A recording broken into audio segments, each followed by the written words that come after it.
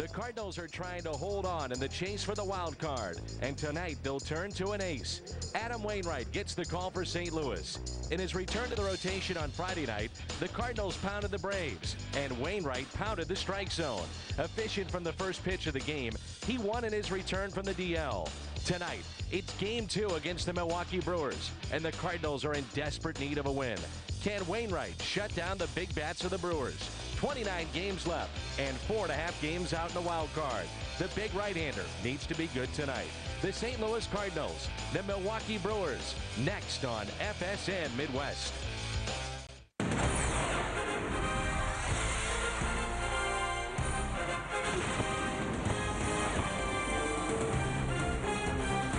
Another gorgeous night for baseball as we get you set here in downtown St. Louis. Homestand comes to a close. The Brewers looking for a sweep. The Cardinals just trying to stay alive in the wild card race. We'll flash back to 2007 and give you a nice memory against the Milwaukee Brewers. Manny Parra would make a start in game 1 of a doubleheader. Ryan Ludwig had a walk-off hit and a game winner for St. Louis. Let's hope some of that magic is here tonight. That's Al Raboski. I'm Dan McLaughlin. We welcome you to the broadcast booth. And Adam Wainwright, Al, gets the start for St. Louis. Cardinals need a good start tonight. They really do, and nobody better than Wainwright to provide that for you. He came off the disabled list. He got a good start. He won his 7th ball game. But Manny Parra, a left-hander, a rookie, he's already won 10 ball games for this very good Milwaukee Brewer club. So it's Wainwright and the lefty, Manny Parra. When we come back, we'll take a look at a Cardinal killer, Ryan Braun. A historic season against the Cardinals this year in 08. A look at Braun when we come back on FSN.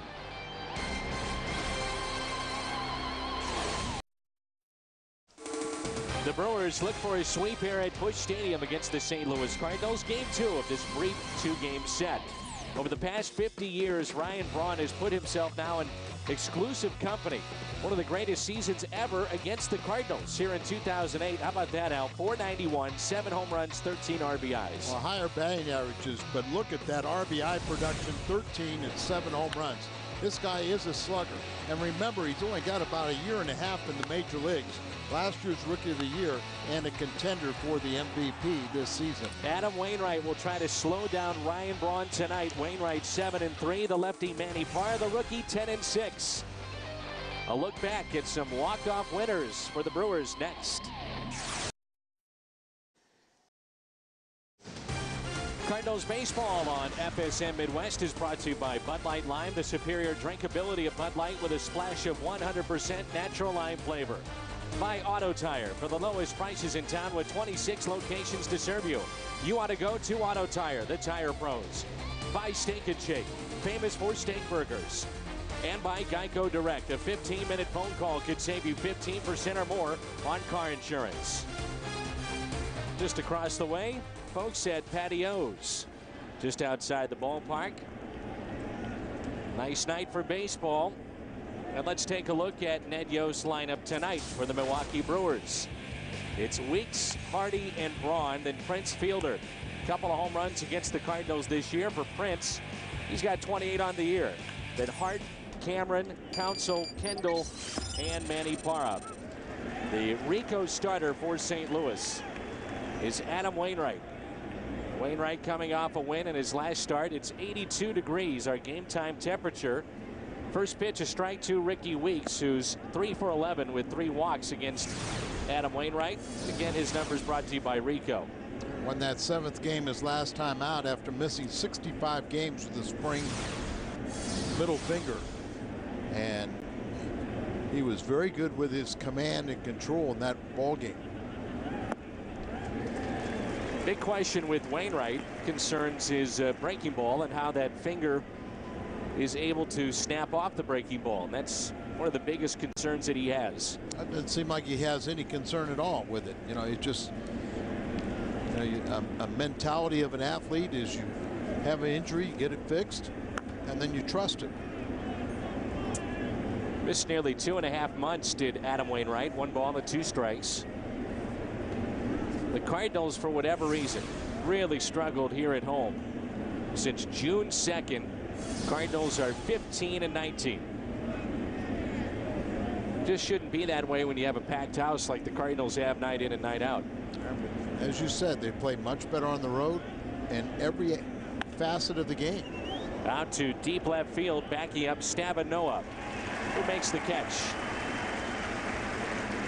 Let's take a look at the Cardinals defense. Around the Horn is brought to you by Auto Tire. Nick Stavanoa, we just saw him in left. Joe Mather in center. Ryan Ludwig is in right.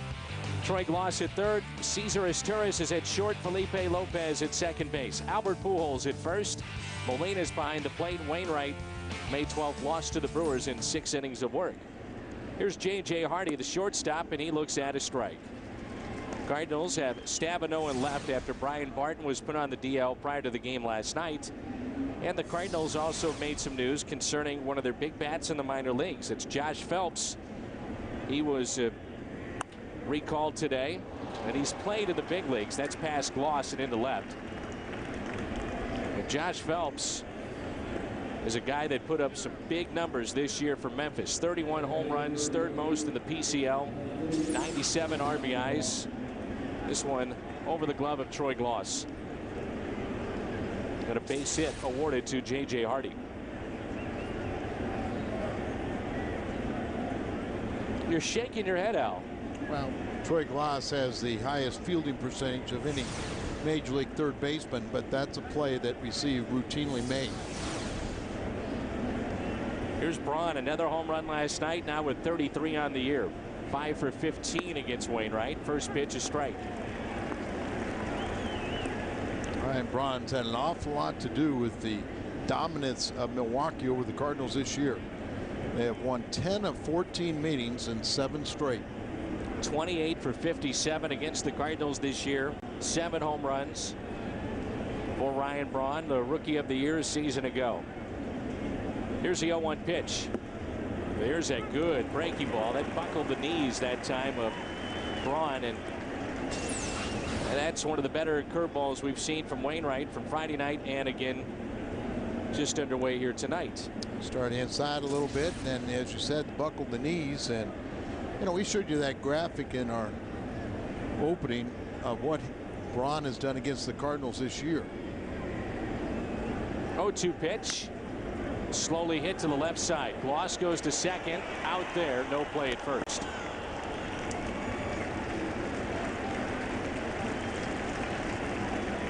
.54 on the fielder's choice. And I was going to say that, you know, what struck me is we've seen some couple guys, including Tony Gwynn, that have hit 500, and Biggio 500 against the Cardinals. But those guys had like 2 home runs. Braun has 13 RBIs and 7 home runs in 1 season. And here's what I'm talking about. But, you know, look at these numbers for what he's done against the Cardinals. And, you know, remember, you know, sometimes guys even played more games than these 15. Pickoff, and Braun is back safely. 7 home runs is almost incredible against a team, one team.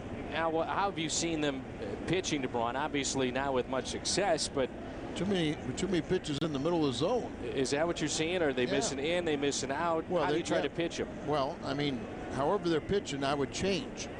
But I mean, they're throwing too many strikes, you know, belt high. It seems like every time they come inside, leave it middle half in. You know, whenever they're trying to go away, they leave it right in the middle of the plate. 1-0 pitch to fielder.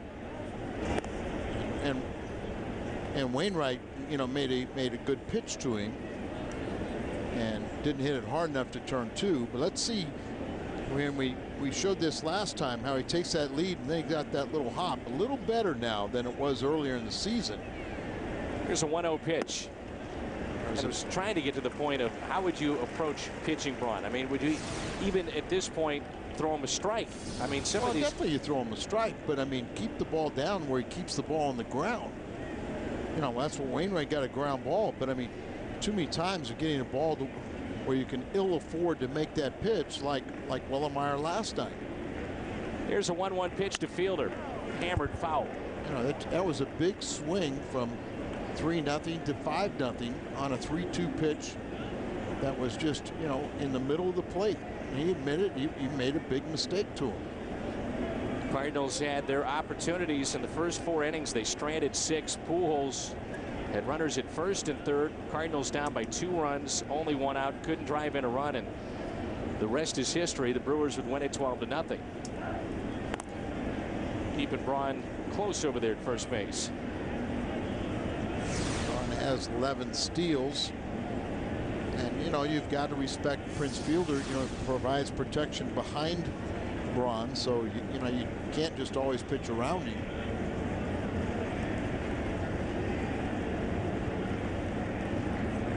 Here's a 1-2 instead of check on Braun over at first. We talked about how sometimes he will take his lead and he has a hop, and you know, as a pitcher you're trying to time him when he's making that hop, and he can't get back to the bag until he comes back down to the earth.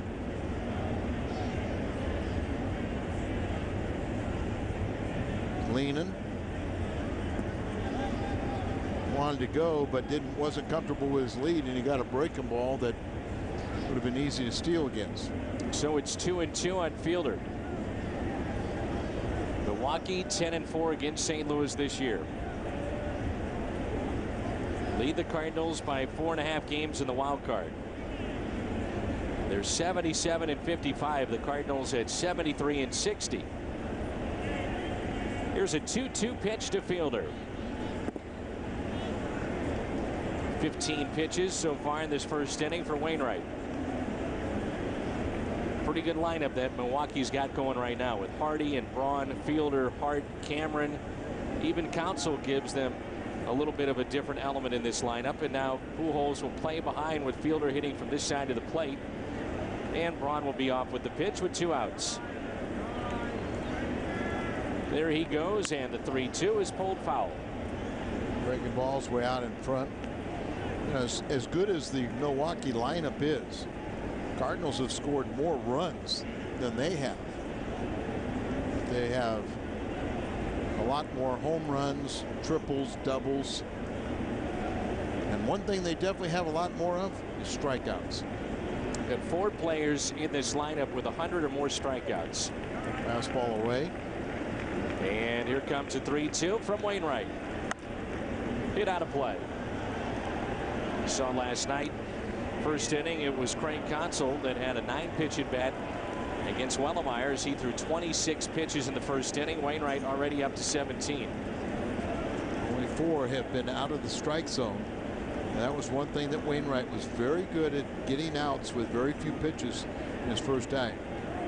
You want the fastball either way. Now it's a changeup. Third time on 3-2. Here it is. Fielder hits it just foul. Remember last night in the first inning, off the end of the bat, hit a couple of base hits. As the shortstop, and tonight's shortstop is Turris. Last night it was Miles, is near the bag at second. Here's a little cue shot.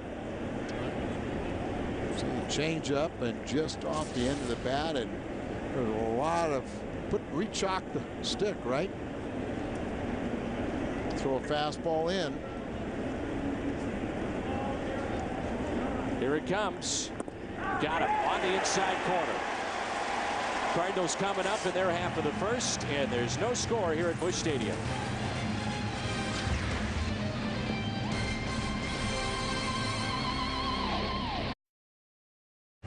The bottom of the first here at Busch Stadium in St. Louis. No score. Cardinals lineup is Turris, Mather, and Pujols. There's a look at Ryan Ludwig. Since the break, 10 home runs, .338 his average.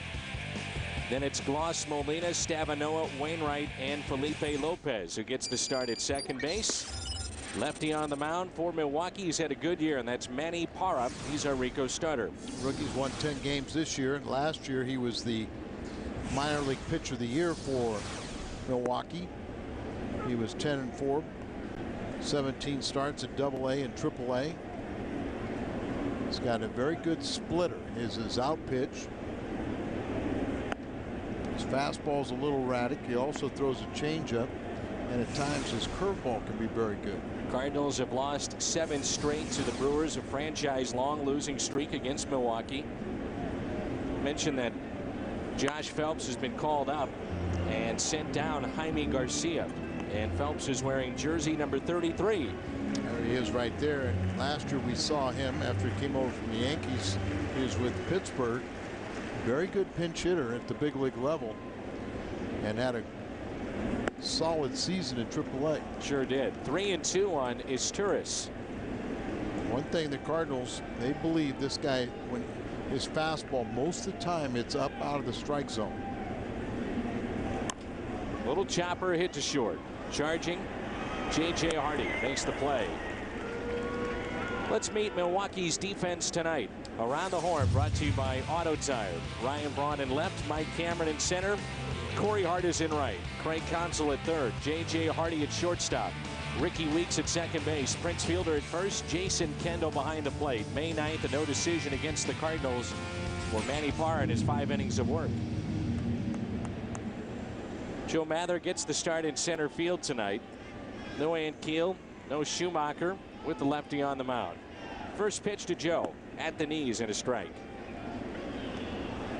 Cardinals are leading the National League in hitting this month as a team. 307 their batting mark. Cubs are second best at 295. Chicago wins again today as they beat Pittsburgh by the score of 2-0. Jason Marquis made that start for Chicago. Here's a 1-1 pitch. 1-2 the count. 4 Cardinals, by the way, in the top 11 of the batting leaders. Pujols is second at 356, then Molina, Schumacher, and Ryan Ludwig. 2-2. Joe's got a chance to get a little playing time, and on this road trip, with a couple lefties getting ready to start. Brewers head to Pittsburgh after the off day for them tomorrow. Up and in, full count. That's what sometimes he doesn't have real good fastball command, so his pitch count can get away from him a little bit.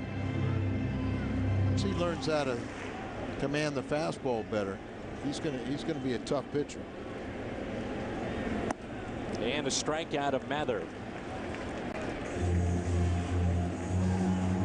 Before the game yesterday, we had a shot of Manny Parra with Eric Gagne. Talking about grips, particular pitches. What are they doing right there, you think, Al? Well, you know, Gagne has an excellent changeup. That's what I was thinking. And you know, and it's almost like he's trying to show him how to throw it off center and try and get it to move a little bit. You know, your left-hander going to be, because predominantly you're going to have a right-handed lineup to face, so you get something moving away from these right-handed batters. Pujols had that rare tough night last night. There's again that grip. Well, so he's going to try to get him to hold it off to the side with the seams, so you have a little bit of a feel for it. Now he throws a splitter, and Parra throws a splitter and a changeup, and Gagne, you know, his changeup is so effective when he throws 98. Pujols strikes out 2 in the inning for Manny Parra. No score after 1. We have college football on the air tomorrow night here on FSM Midwest. 23rd ranked Wake Forest looks to start the season with a win. They'll take on the upset-minded Baylor Bears in the Big 12. Coverage of college football begins tomorrow at 7 in high definition only on FSN. Corey Hart, Mike Cameron, and Craig Counsell. Look how tight that shirt was on that guy, Al. Work out, you can have that same body. I'm getting there. Mather puts it away. And that's the first out. Let's see if Wainwright can have a quick and efficient second inning. What's your feeling? Is there a pitch count at all on Wainwright tonight? There was last game. What about here in game 2? They'll keep a close eye on him and stuff like this, but I think last time it was about 75. I think he'd get up around 85. 10-15 more pitches. Mike Cameron, a high fly ball, right field. Ludwig quickly 2 away. This was more indicative of how he pitched his last outing, where he's getting quick outs, and he went through 6 innings with what, 72 pitches, something like that. 6 innings, 5 hits, 1 run. 72 pitches. The definition of pitching to contact. Sometimes you'll see a good hitter will sit there and say, okay, he's already thrown 2 pitches, got 2 outs. Even if it's a pitch I like, I'm going to take it. And Counsell looks at a strike right down the middle. Make that guy work a little bit. Now, in this case, that's hard for the Brewers to do. They're pretty free swingers. 0-1 pitch on the inside corner. Wainwright 2-2 with a 3.58 ERA and 5 career starts against Milwaukee. 1-1 in 3 outings this year. That's a curveball. Shook off the fastball. Check swing in the dirt, blocked by Molina. There, you're ahead, so you're not throwing that lollipop get ahead curveball. It's just more of a curveball that you overthrow it, make it down, and see if you can get him to chase it. Fastball in. And this one is hit out to deep right field. Backing up, Ludwig near the track and on the track. He's got it for the 3rd and final out. Still filing into Busch Stadium here for game number 2. Ludwig leads it off when we come back. This day in baseball history brought to you by Schnucks. The Cardinals trade Matty Alou to the A's for Bill Voss and Steve Easton back in 1972. Matty Alou, boy, all 3 of the Alou brothers had entirely different frames. Matty being the shortest, left-handed, won a batting title 1 time. Ludwig, first pitch and a fly ball to right. Was probably one of the most successful disciples of Harry the Hat, Harry Walker. Hitting style, pop and glide. And remember Big John Mabry? We saw him in Kansas City. Right. Wasn't quite so successful when you try and take a big power hitter and make him into a singles guy. Doesn't always work. No. But that's why John left Houston and used to the benefit of Kansas City. I'm going to say it, Al. Yes, sir. And I know you'll say that there's still time left in the season. But in my mind, if this is not a must-win, it's as close as it gets to being a must-win situation tonight. Yes, because last night Philadelphia defeated the Mets, so now the Cardinals are tied with the Mets. Right. For second in the wild card.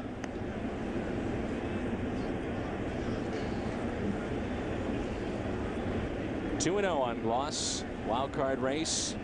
Mets, Cardinals, identical records, 4.5 games back of the Brewers. Get the feeling that the Mets and Phillies will be back and forth in this final month. Yeah, and I mean, right now, Milwaukee is a better ball club and has been all season long than the Cardinals. So that's, they still have 6 tough games with the Cubs, but so do the Cardinals. 2-1 pitch. A little bit high to the Cardinal third baseman. Cardinals still have games with Houston and Arizona, Florida, Chicago, all teams that have played very well here in the second half. Arizona did lose today to San Diego, and that was late in that ball game, but Arizona's starting to play much better, and they have great pitching. So, I mean, it could be a real handful in a series with them. 3-2 pitch. Gloss, a foul tip, but held on to by Kendall. Already 5 hitters and 3 strikeouts for Manny Parra. Now is your chance to register for Fan Frenzy at Busch Stadium. Register to win a 2-minute race through the official Cardinals team store with the opportunity to grab the Redbird gear that you can carry, all of it that you can carry out. For more information, stop by the team store at Busch Stadium. It's open 7 days a week. Molina hitting .309. Here we are on August 27th, and he's in the top 10 at hitting. Doesn't always happen with catchers. Little floater into center. Base hit. First hit of the night for the Cardinals. Just muscled it out there, but catchers like Yachty, who play every single day, they wear down and kind of jams him, but he muscles it up, falls in front of Cameron. You can't help looking over. I can't help look over and see Ted Simmons, the bench coach for Ned Yost, and think about Teddy catching 150 games on the turf and almost won a batting title. You think he's enjoying this role now with the way that baseball has changed for a bench coach or pitching coach, assistant, whatever you want to call it? Do you think he enjoys this role? Yes, because there's no way he would have put the uniform back on, and he's been a general manager. He's run farm systems. But did he know what it entailed once he came back? All the video and the hours. These guys get here now at noon. Hey. Didn't say he had to watch the video. He gets here early. Ned Yost gets here early. Well, sure he does, and I think he's been a great sounding board for Ned. And they were friends, his teammates, and I think he's been very, very good for Ned Yost. And he's a smart baseball man. There's no doubt about that. He was a heck of a player, pure hitter. 2-1 pitch to Stavanoa. Taken down and in. 3-1. Adam Wainwright, no slouch with the bat, is on deck. Stavanoa is 26 years old. Selected by the Cardinals out of LSU in the 7th round. 230th pick overall back in the June 2005 draft. 3-1 pitch. Stavanoa lines it up the middle. Past Weeks and into center. Molina thought about running, but he'll stay put. That ball was scorched. Not sure Ricky saw it or didn't see it, but I think he didn't want any part of it. Might have been screened a little bit by that outfielder, or the umpire, excuse me. But he's going down on that ball. He didn't want to be head high to that one, as that ball was, as you said, scorched by Stavanoa. Last 3 starts for Adam Wainwright. The big right-hander has 3 hits, RBI. He can handle the bat, as we have seen. He's hitting .267 on the year with a home run and 4 RBIs. Didn't he have 3 hits in his in the start on Friday? Yes. 2 outs, 2 on. Felipe Lopez is on deck. Of course, Wainwright, the pitcher, in the 8th spot for Tony La Russa. Big gap into left center field. No score, just underway. We're in the bottom of the 2nd. Backed him off the plate. 2 balls and no strikes. So Parra now has been falling behind on the last 3 hitters. That's what I'm saying. He's got a lot of weapons, but a lot of times he falls behind with his fastball, and then when he has to throw a strike, he's capable of doing it with pretty good stuff. When he has better command of that fastball, everything's going to be working for him. 2-0 pitch. Wainwright, good cut, fouled it back. He's only 25 years of age. Remember, like I said, last year he started in Double-A, went to Triple-A, was their minor league pitcher of the year. Did get to the big leagues for a couple starts and still classified a rookie this year. Here's a 2-1 pitch to Adam Wainwright. Chased the ball. Manny Parra, pitching for the Brewers, never has beaten, nor has he lost to the Cardinals in 5 games. 4 of those have been starts. See Mather and Albert Pujols studying Manny Parra. Those 2 struck out against him in the 1st. Here's a 2-2 pitch with 2 outs and 2 on here in the 2nd inning. Little chopper hit towards short. Hardy fires over to fielder, and the Cardinals strand 2. They pick up a couple of base hits. Kendall, Parra, Weeks coming up, and there's no score. Baseball tonight on FSN Midwest is brought to you by your St. Louis area Kia retailers. Kia, the power to surprise. And by Taco Bell's new Frutista Freeze, available in 2 delicious flavors, topped with real fresh strawberries. Refresh your day. Vice President of Community Relations and Cardinals Care, Michael Hall, is with us, who's been with the club since the mid-90s. And first of all, congratulations on your promotion. Well deserved. Thank you. Must be an exciting time for you. Absolutely. Well, let's talk a little bit, too, about what's going on with Cardinals Care. It's raised millions of dollars for charities here in St. Louis. It's been a great endeavor by the organization. The players are heavily involved in what's going on with it and trying to raise money. And I know you've got a big ceremony coming up. Yeah, actually, we've raised, Cardinals Care has been in existence for 12 years, and in those 12 years, we've raised over $12 million. And we actually had a ceremony this afternoon, a grant ceremony, where we gave over 105 organizations over $344,000. Well, that's great. Jason Kendall is our hitter here to start the top of the third, but over 100 youth providers, and you gave away what you said, nearly $400,000. Nearly $344,000. That's great. That is great.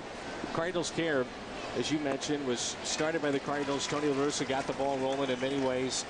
Tim Hanser helped lead the program to where it is today, and now you have to take it to different levels. So what are you planning on doing with Cardinals Care? You know, what I'm planning is trying to continue along the path that Tim has already established. He's done such an excellent job. Try to fill the shoes of Marty Hendon and being kind of that Cardinals ambassador and do so many things in the community like he did. And hopefully we just continue to build it and make it grow as the years progress. Wainwright throws it away, so Kendall is in scoring position, and it brings in the pitcher, Manny Parra. Boy, we all miss Marty Hendon, and I know in talking with some of the employees of the Cardinals, it was amazing how many lives he touched over the years in helping with the ceremonies here with the Cardinals, getting folks on the field, the first pitches, just the little things that get done prior to a ball game, and I'm sure that you're finding that out right now too. Absolutely. Marty did a lot of things that I don't want to say people would forget about, but little things that Marty, they never got past Marty. He wanted to make sure that there was a Cardinal stamp on anything that was happening in the community and make sure that people felt at home when they came into the ballpark. Here's Manny Parra, the pitcher. Sacrifice situation. Wainwright can't come up with it. And everybody is safe. It's first and third and nobody out. A couple of misplays here. Wainwright shaking his head, and here come the Brewers. So let's go back to the last couple of plays. Michael Hall is not bringing us any luck right now. It's the first play that Wainwright threw away. Commits the error. He says right there, why did I do that? And then here's the second play. Maybe getting a little ahead of himself, thinking that he could go to third. Instead, doesn't come up with a baseball. A base hit for Parra. And now it's first and third with nobody out. Top of the lineup, Ricky Weeks for Milwaukee. I know a big day coming up for the Cardinals, too, as Weeks has flied to left, is the jerseys off our backstay. That'll be Sunday, September 7th. And, Michael, that's always a huge event here in town. Absolutely. That's one of our other large fundraisers. Fans can buy dollar scratchers throughout the ballpark. We'll have over 150 volunteers that will be selling them throughout the ballpark, easily identifiable by their typically neon T-shirts or vests. And 25 lucky fans will have an opportunity to win a jersey off a game-worn jersey off a Cardinals back that day. Every ticket is a winner thanks to the partners of the Cardinals. Cardinals game-worn jerseys, other prizes. That's Sunday, September 7th.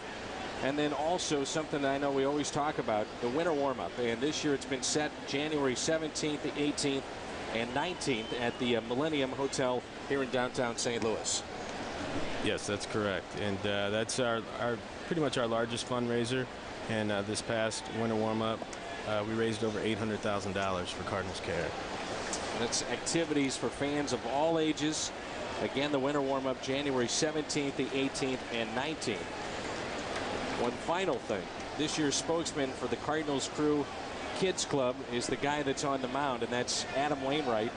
And you actually had nearly 7,000 members this year. This could be a big out. Pujols near the dugout, reaches in, makes the play. That's got to be a lot of fun, though, to see a guy like Wainwright get involved with these kids here in the community, too. Yeah, it's great. We get about we'll have our kids crew party at our fiesta on September 27th down here at the ballpark. As you mentioned, Adam Wainwright is our spokesperson, and we get several of the other Cardinals players involved, and Tony also gets involved and does a question and answer with some of the kids out in the Ford Plaza. So it's a great day, and the kids are so excited to be a part of it. Hey, congratulations on your post. Well deserved. Thanks for stopping by, and we'll see you before the season's through. Thank you very much, Dan. You got it. That's Michael Hall, Vice President of Community Relations and Cardinals Care. I'm going to pass along a few more programs as well. Here's the play by Pujols near the Cardinals dugout. You know he's got help over there by the steps.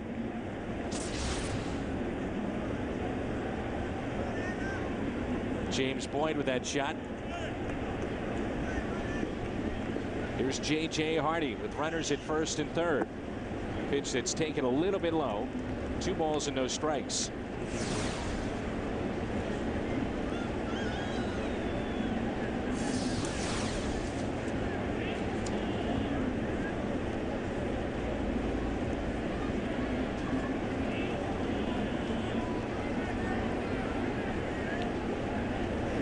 And that's taken for a strike. Wainwright, chance to get out of this mess here, Al, with a double play. 2 balls, 1 strike on Hardy, who just killed the Cardinals in that previous series in the 4 games with 11 hits. Well, and that's what he's capable of doing, getting that ground ball, getting 2. Wainwright very good at keeping the ball down and on the ground. Here's a 2-1. There it is, slowly hit, but a run will score. As Turris bare hands throws the first safe. How about this inning for the Milwaukee Brewers? But that's the way that this series has gone. They don't hit a ball out of the infield, and they lead it 1-0. Well, last night in the first inning, they had 3 blue hits to score a run. And it's part of baseball where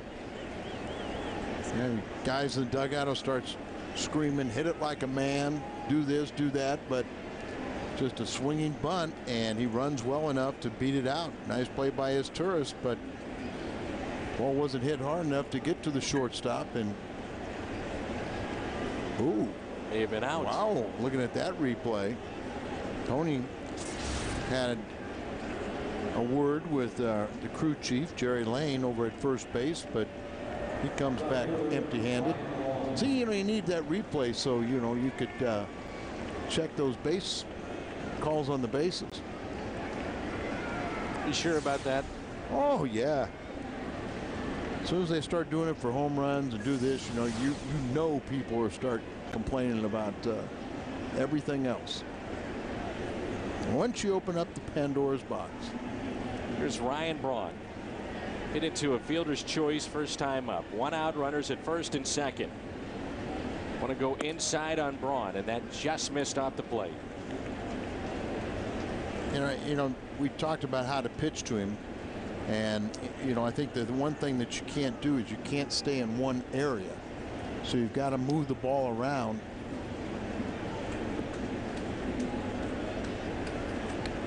Let's see where Molina sets up this time. Not time called. Wants to run through the signals again. It's first and second, 1 out. 1-0 already, Brewers. Cardinals lost last night 12-0. In the previous series, it was games in which they primarily led those contests, with the exception of the game that CC Sabathia started. There's the curveball and a strike. It's the second time that you've seen Braun kind of buckle with that curveball. Well, he's so geared for the fastball, and that's really what he should be. Especially until you get 2 strikes, look for a fastball, and if he gets one, let it go to rip it, This gentleman has just killed the Cardinals this year. That pitch is a strike at the knees. Braun didn't like it.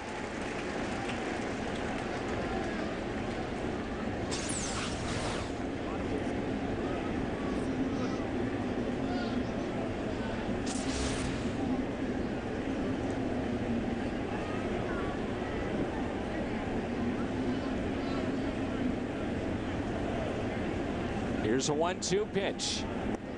Here's what you're talking about, Al. The first pitch, the fastball in. Last 2 pitches on the inner half, and then that one was the breaking ball that missed outside. just kind of moving around a little bit, you know, and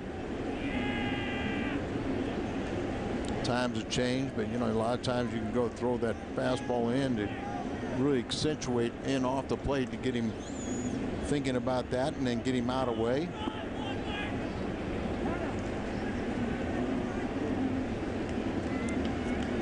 Three and two now with one out and runners at first and second. How aggressive does Ned Yost want to be? Well, he could afford to do it. You know, he's got the lead. He does have a strikeout candidate here, and a guy does not accept too many walks. You do have the pitcher out there at second base, so that comes into play, but he's a pretty good athlete. Fielder is on deck.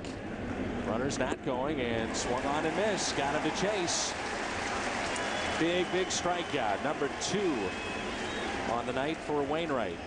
Pitch by Pitch is brought to you by Chevrolet. They come in with that fastball just off the plate.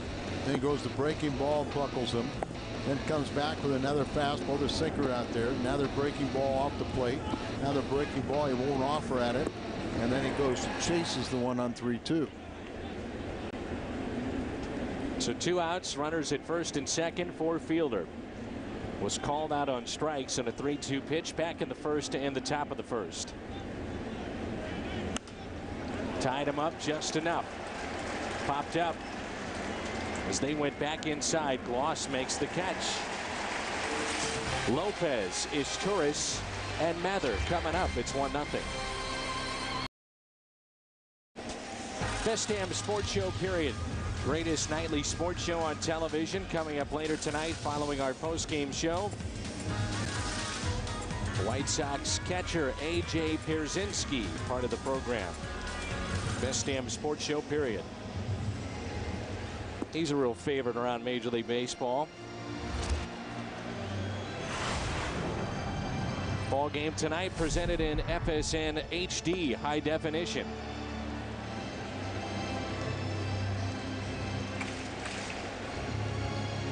I know I'll be able to watch that program knowing that Michael Strahan has stayed retired. He'll be on the Best Damn Sports Show. He'll be on the Fox Sunday Show. Do both. He will be doing both. Lopez, since the trade, is hitting .340.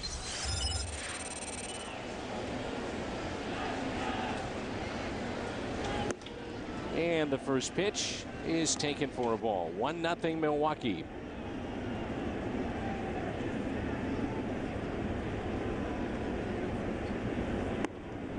Strike on the outside corner. 1-1.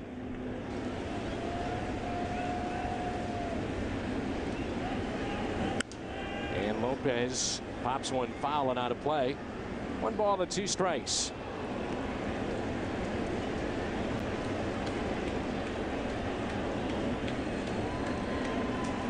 Felipe Lopez at second base tonight. Then we'll see Izturis and Mather. The 1-2. A liner caught by Weeks. This year, when you can't be home to watch the Cardinals on FSN, check out MLB.tv, and you can go online to watch every out-of-market Cardinals game of the season live. For details, visit STLCardinals.com, where baseball is always on. Izturis is hitting .256, grounded out to short his first time up. Phillies lead the Mets. That's in the bottom of the 6th, 3-2. Dramatic win for them last night. Down 7-0 in their game. And extra innings, they would beat the Mets. In my mind, Al, they're the team to beat in the East. Phillies. Yes. Yeah, I think that. Just because of with the pitching that's happened now with New York. Right. With the relief with Billy Wagner out and struggling late end of games. We've heard about that. Oh, yeah. Milwaukee saw it firsthand in their 4-game sweep as they had 3 dramatic home runs in the 9th inning last time here. The 2-1 slowly hit to the left side, gloved by Counsell for out number 2. And it brings in Joe Mather. Hey, we're excited about this. Interest in Missouri football is at an all-time high. This season, Tiger fans can watch select games on pay-per-view. Missouri and FSN are partnering to show games against Southeast Missouri State and Nevada on pay-per-view. So now people who can't make it to Faurot Field can see the Tigers. Pay-per-view is not available everywhere, so you have to check with your cable or satellite provider for more information. But exciting news as we have partnered with Mizzou, and the first couple of games you can check out on TV from Faurot Field. Southeast Missouri State and Nevada, and you have to call your cable or satellite provider to find out more. That's good news. It'll be fun watching them this year. Put up a lot of points. Big weekend here against the Fighting Illini too. Mather struck out his first time up. You know, you showed that shot of Mather and Pujols talking in the dugout, and Mather, who split time last year between AA and AAA, you wonder if he had a little more knowledge about Manny Parra. Good point. 2-1. Mather, for those who don't know, was a guy that the Cardinals on more than one occasion thought about releasing. And then all of a sudden he just came into his own. But it took him a while as he was drafted out of high school to kind of grow into his body, and they feel that he's going to get even bigger. Yeah, I think that's the key. You know, the first time I saw him, and I'd heard the story that really it was a breakthrough season, and it was John Mozeliak who last year first told me. I was asking about Kobe Rasmus, and there's Jeff Lunau. But you know, it was Mo that told me about Mather. I was asking about Kobe Rasmus. Said, well, let me tell you about this other guy that's down there, and raving about Mather. And then he got promoted to AAA, and the first time I saw him, I said, well, I understand now. He's just grown into that body. 2-2 is hit out to left, but right there is Braun. Cardinals go in order. Pujols is left on deck. Hart, Cameron, Counsell coming up. Here's Corey Hart to lead it off for Milwaukee, and they lead the ball game 1-0. Hart was a 20-20 man last year.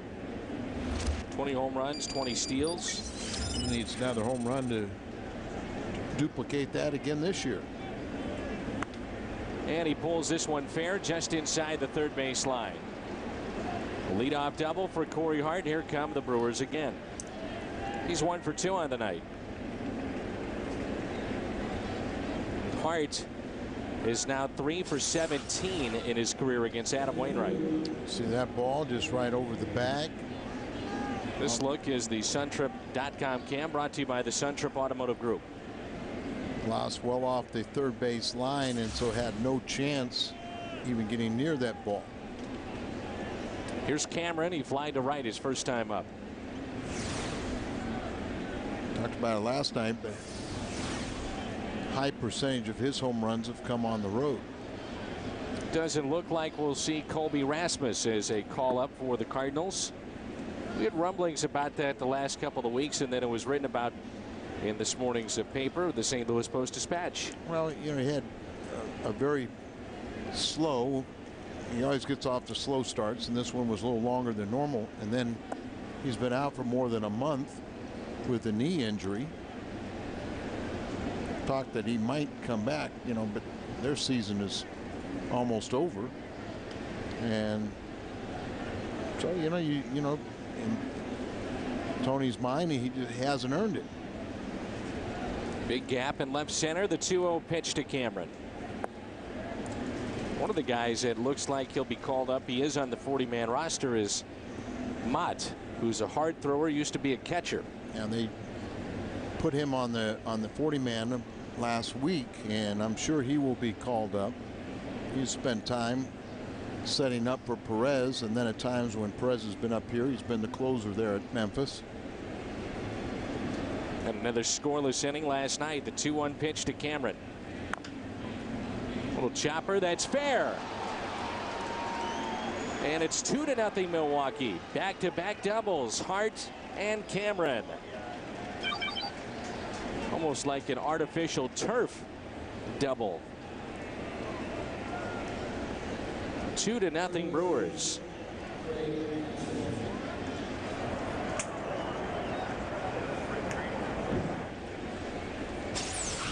All right, watch this. Try to set up inside. It's in there, just kind of one-handed swing, but good things happen right on the line. And then it got caught up right underneath the padding there and stuck right against the wall, and Stavino had to go in and retrieve it. Here's Council. Still nobody out. Busch Stadium again tonight is quiet. Last night, late innings, you could understand it. The Cardinals getting pounded, wound up being 12-0. Here in this ball game, some believe the season is on the line tonight with a game like this. Don't want to fall too far behind Milwaukee, and it is awfully quiet.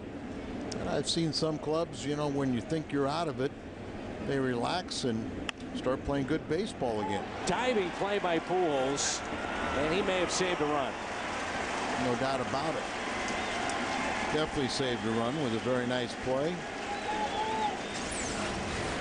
Ball gets by Albert. There's no way that Cameron is not going to be thrown out. And gets over there when Wainwright beats him to the bag. Suntrip.com Cam, another look at the play by Albert. Brings in Kendall. Kendall with a runner at third and one out. Pujols made a couple of dazzling plays over the weekend against the Atlanta Braves. First pitch in the dirt. Kendall. The Brewers picked up their first run of the night. It was 3 hits that never left the infield, and Kendall started it. Cameron, good speed over third base. Milwaukee with a 2-0 lead. Infield is drawn in. Outfield is shallow. Think about the squeeze. That's what Wainwright's just holding the ball here and waiting for Kendall to call timeout. They missed a squeeze play last night as the batter swung away with the runner coming down the line.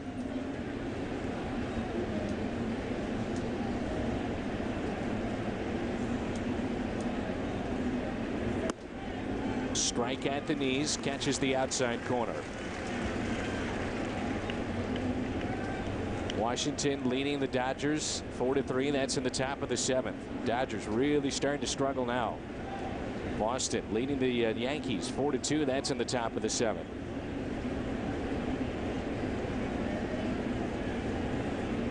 Time called. Count even. 1 ball, 1 strike. Kendall is a .385 hitter against Adam Wainwright in his career. Pitch out. No squeeze. 2-1. Now what does Ned Yost want to do?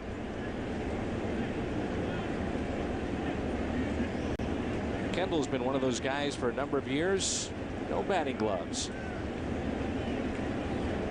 And that's a rarity today.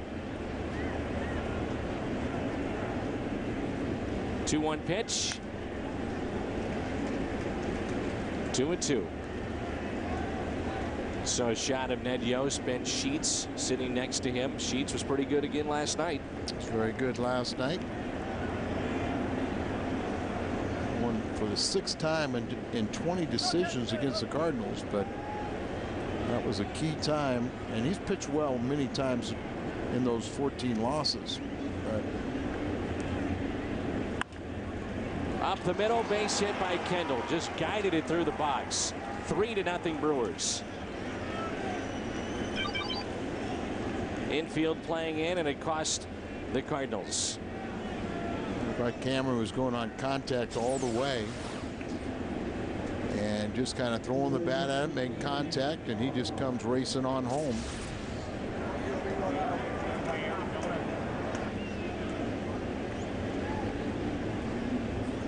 Here's Manny Parra with 1 out and a runner at first. Kendall. Cardinals will have Pujols, Ludwig, and Gloss coming up in their half of the 4th. Give the Brewers credit here with the way that they've come out and played in this series. 12 runs last night, now 3 runs here tonight. The bunt handled by Pujols, covering first. It's Lopez. So sacrifice on that play, 3-4. Kendall in scoring position, back to the top of the lineup, and Ricky Weeks. Weeks is 0 for 2. He's flied to left and popped out to first.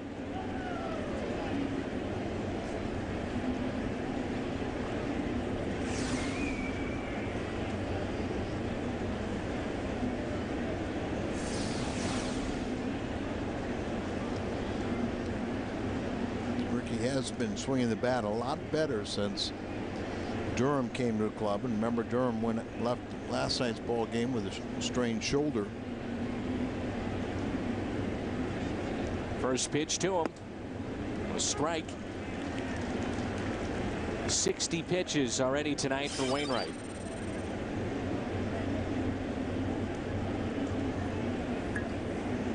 Good ratio, 43 strikes of the 60 that he's thrown. And here comes the 0-1 pitch to Ricky Weeks.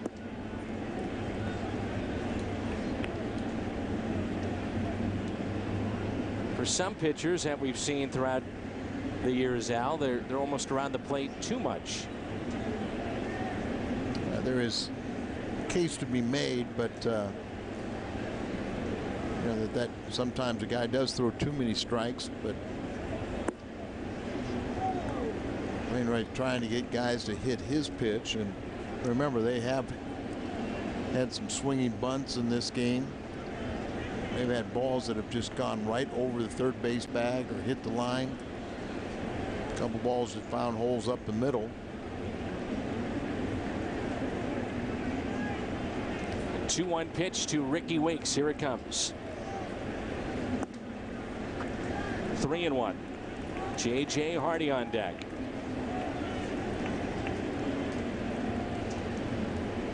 Boy, this place is quiet, huh? Yes, it is. 3 balls, 1 strike, 3-0 Milwaukee. 1 run in the third and 2 in this inning. Weeks can go hacking here. He does. Ground ball hit to third. Troy Gloss with it. Brewers pick up 2. Part of the lineup coming up for St. Louis. Need to get something going. 3-0 Milwaukee.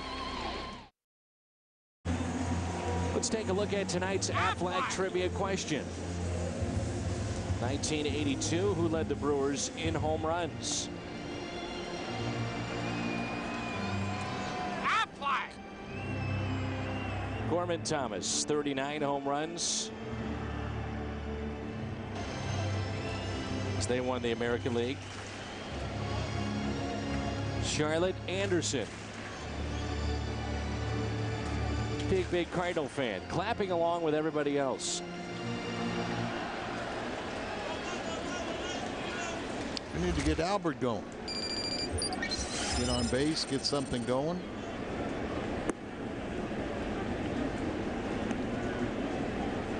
But for player of the week to a very rough night in game 1 of this series.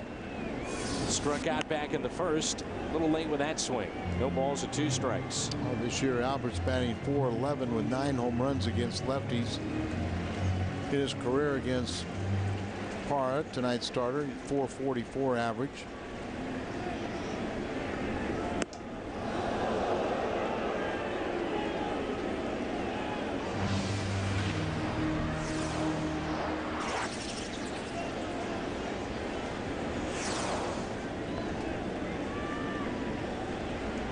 Here's a 1-2.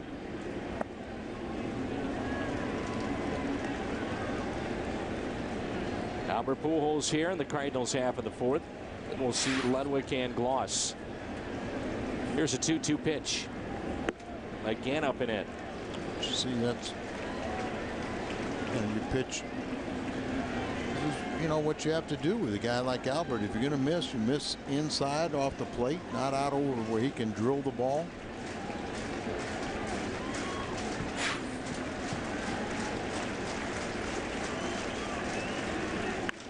And he goes with the pitch and a base hit into right. Leadoff man is aboard. Let's see if the Cardinals can get something going.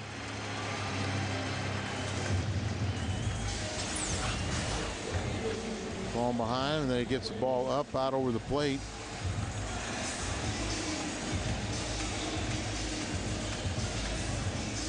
It's the suntrip.com cam. Something off speed that obviously didn't go where he wanted it.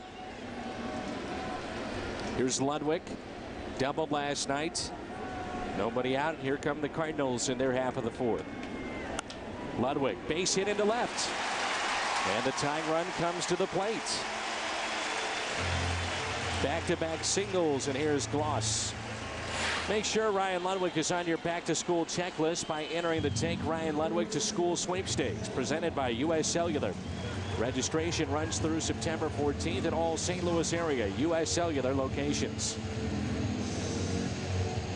Talking about earlier about, you know, pitcher maybe throwing too many strikes. Well, Parra has 55 pitches thrown, 31 strikes, 24 balls.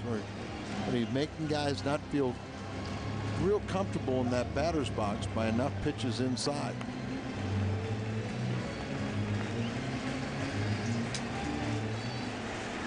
Nobody out, and here's Gloss sitting on 21 home runs.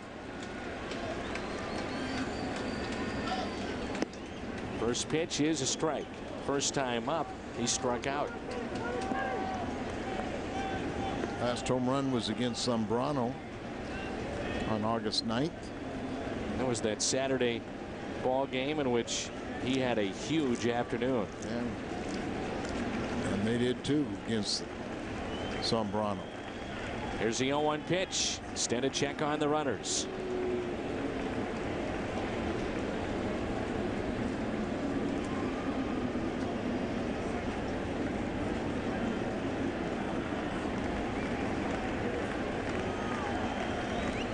Parra steps off the rubber, wants to run through the signs again with Kendall.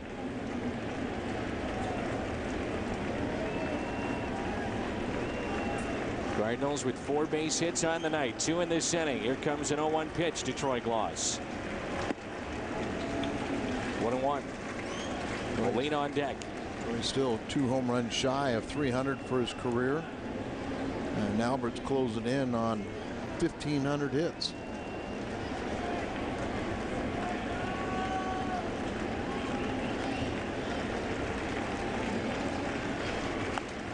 Tied him up, fouled back. Parra was able to get inside on that last pitch. Set up away, but you see the pitch running in on him, and that's what I'm saying. You know, the hitters aren't real comfortable because he throws enough pitches inside to giving up 4 hits, but they've all been singles. Here's a 1-2. I think Parra was distracted by Albert. Kind of a late break, like he was going to steal third. Kind of left his delivery high and away, and then turned and looked back towards Albert.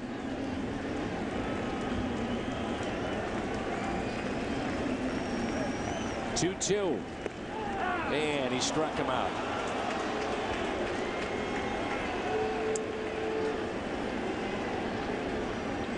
Gloss over 2 with a pair of strikeouts. This looked to be a pretty good pitch. Maybe a little bit high. Well, whether it's his changeup or, you know, he throws a changeup and a splitter, but it still was right there above the belt, below the birds on bat. It's the 4th strikeout for Parra. Kendall wants to run through the signs. Here's Molina. He singled up the middle, first time up.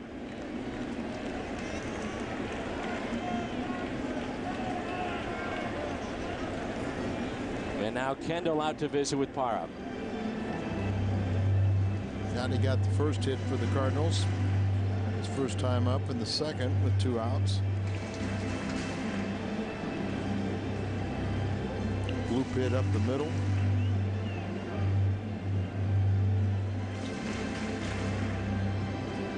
Well, last night with the hard thrower Ben Sheets, it would shade Yadier Molina to the opposite field. Cameron would Speed towards right center. Not tonight, though, with the lefty that doesn't throw quite as hard. Molina into right. Hart, diving catch, comes up with it. Great play by Corey Hart.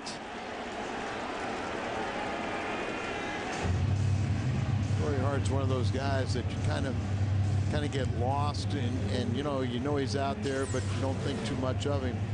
But routinely he will come up with a big hit or a big defensive play to make you realize that he's a pretty good player. Suntrip.com cam brought to you by the Suntrip Automotive Group. Awarded with an all-star appearance this year. Voted on by the fans, that final vote. Here's Stabenow, single to left. Back in the second inning, he's 1 for 1 on the night. But Pujols, runner at second base with that line drive, he was on his way to third. Had to stop and retreat, go back, make sure he wasn't doubled off.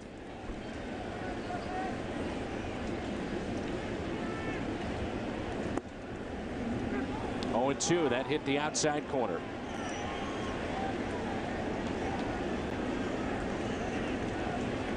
Hardy, Braun, and Fielder coming up for the Brewers if the Cardinals are through here in the fourth on this next pitch. They are. Stabenow strikes out. Cardinals strand 2. They have stranded 4 on the night. We move to the fifth. 3-0 Milwaukee.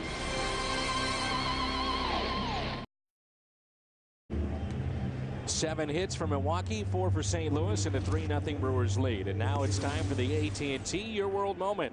Corey Hart has delivered tonight with a big catch in right field as that saved a base hit and a run scoring, and has kept this lead 3-0 for the Brewers. I think you'd have to be worried about this lead, the early runs. The reason why, last 5 games between these teams, 7th inning and later, has looked like this. Milwaukee 19 runs, the Cardinals with 1. Milwaukee 31 hits, St. Louis with 9. You're very positive tonight. Just the facts, my sir.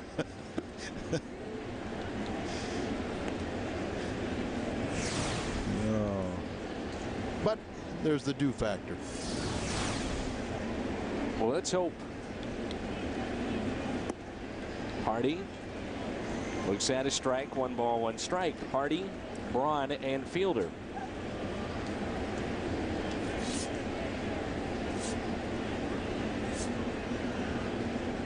The 1-1 pitch at the knees. That's a strike. 67 pitches on the night for Adam Wainwright. Another good pitch by Adam.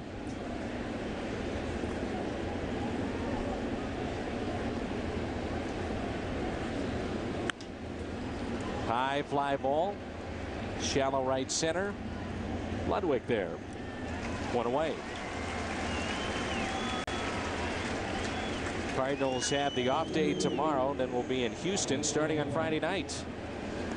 We'll see a couple of lefties in that series. Randy Wolf going in game 1. He's 8-11. Kyle Lowe's for the Cardinals. Braden Looper on Saturday night against Brian Moeller. And then Todd Wellemeyer on Sunday against Wandy Rodriguez. And then it's off to Arizona. Do we get Randy Johnson? I have not seen yet. Or Brandon Webb, I'm not sure. You're thinking about that lefty theme. Braun is hit by the pitch.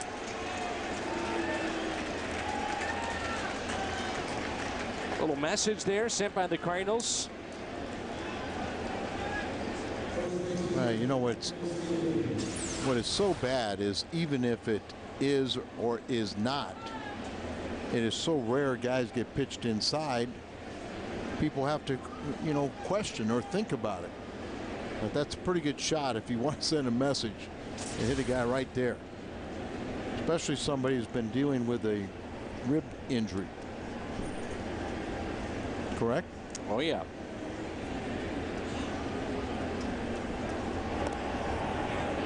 Braun back in safely. How much do you think that had to do with how they pitched Pujols in his last at bat? Well, I mean, that's what I'm saying. It's just so rare when you see a guy get pitched up and in that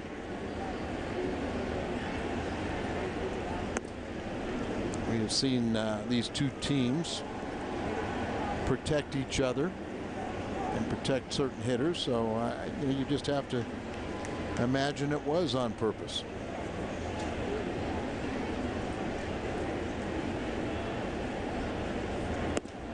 On the outside corner. It was done in a professional way that you aren't quite sure.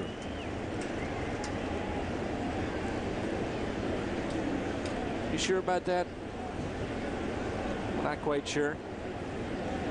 There's a 1-1 pitch to Fielder. Bigger lead this time for Braun. Pitch at 73 miles an hour. Your thoughts on Wainwright tonight? Well, I mean, what he's doing is fine. You know, I mean, he's still, to me, I love watching him pitch. He's trying it to a very aggressive team. They have really backed off and have thrown pitches that, you know, that he normally would get them to swing at and make outs, and they've laid off some of his pitches. So you give them a good, they've got a good game plan, and they've stayed with it to try and get his pitch count up there. Here's pitch number 73, the 2-1. Fielder hits it out of play. They have not hit him hard. And on the other side, Manny Parra has pitched better. 2-2.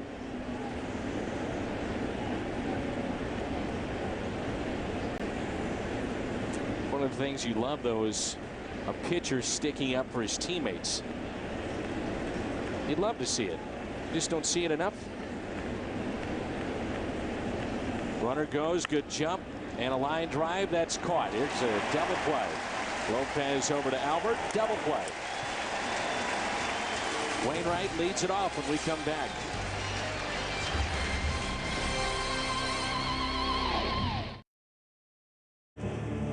Welcome back to Busch Stadium. John Davidson, the president of the St. Louis Blues, taking in the game. You a big baseball fan, John? Oh, big baseball fan, and this is a big game, and we got to start batting the ball around a little bit here. Yeah, I love it. It's a great game of strategy. Good athletes. They play a lot of games in a short period of time, and mentally you wonder how they hold up, but they do. They're great athletes. Hard to believe, but your training camp with the Blues is what, 2-3 weeks away? Yeah, most of our guys are in town now, and they're training on their own. We head to Traverse City, Michigan on the 11th of September for a camp of all the there's 8 teams that go there. We have a tournament of all the team's best young players. Then we come back and open on the 19th at the Mills and Scott Trade, and we're really excited about it. We've got a young group, we've got a veteran group, and everybody's in great shape. All the injuries we had have healed up, and we're really excited about getting into this thing. You talk about veterans and injuries. Manny Legacy, where are you at with your expectations of him health-wise? Saw Manny yesterday morning, and he's just, I haven't seen him so vibrant and in such a good mood for a long time. He had a knee operation right after the season. It wasn't a serious one, but it's still a knee operation. He is ready to rock. He's been practicing. He looks good, skating on his own, real good shape. And we added a kid by the name of Chris Mason to the goaltending tandem now, so we feel solid about that position. Eric Brewer and Eric Johnson, 2 defensemen, had shoulder surgeries, and they're both ready to go. So, again, we're excited about this. I want to ask you about Johnson as well as David Perron and the way those guys were able to contribute down the stretch last year. How important was that leading into this year for those guys to get the ice time and have some success out there? Well, the biggest thing is to see how they react their second year as a pro. So they've gone through the grind, and in seeing both of them the last few days and watching them skate a little bit, watching the way they act, they now act like veterans who've been around the block a little bit, as opposed to young kids showing up with great big eyeballs, not knowing what to expect. And in other words, they've matured a lot over one season, which was a trying season for us, in particular the second half. But that's what's about for these young guys. And we've got a couple more, or 2 or 3 more, that might make our club this year. We're looking forward to it, because those kids are a big part of our future, and our veteran players like Keith Kachuk and Correa and Brewer and all these guys, Jackman, they're the type of people who want these kids to excel quick, and we need that as a franchise. So it's going to be fun to watch these kids. It is going to be a fun season. And again, camp, the hockey fans out there just a couple of weeks away. John, we appreciate your time. We appreciate it too. Hello to Alan Denny, and a quick note if I could. A lot of fans out there know that Larry Plow, our general manager, his wife Wendy's been in a cancer fight for almost 2 years now. Well, she made her home today, and she's looking good. So things are looking up for the Plow family. We thank everyone for all their support that's come our way. Great news, and thanks a lot. Certainly for passing that along and for taking the time to chat. Thank you. Appreciate it. Good luck. Dan, Al, will send it back to you. All right, thanks, Brent. And Wendy Plow, our best wishes to her. That's great news. Yes, it is. That is great. 2-1 pitch here to Felipe Lopez. Felipe hits it to the left side. Counsell, nice play, high throw. And there's 2 away.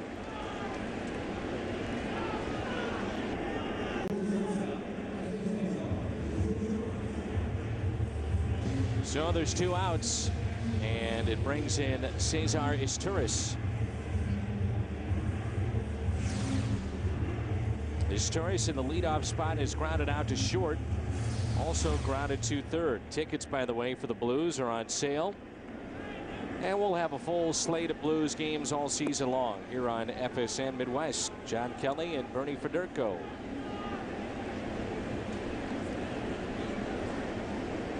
There's a huge gap in left center field. On a hop taken by the shortstop Hardy. Cardinals go in order. We played 5. 3-0 Milwaukee.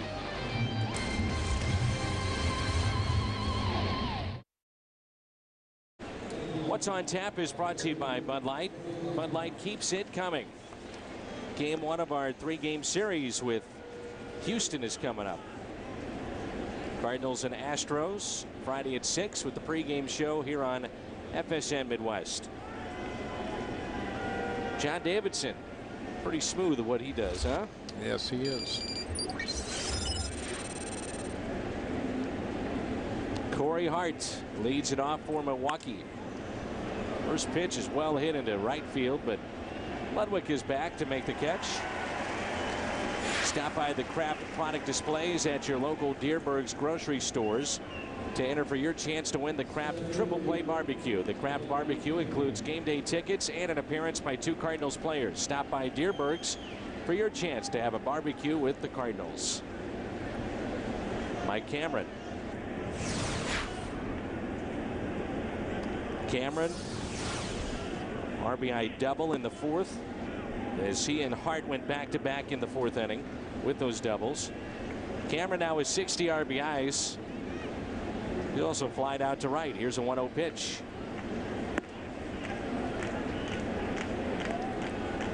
Just watching Wainwright warm up in between innings. He does this occasionally where he just is real slow, Al, and deliberate to the plate, just trying to get loose. Yeah, it's just, you know, more accustomed to seeing a pitcher use those 8 warm-up pitches to kind of get the body revved up again. Probably his final inning work, but he knows what he wants to do. A line drive base hit over Izturis. 1-out hit.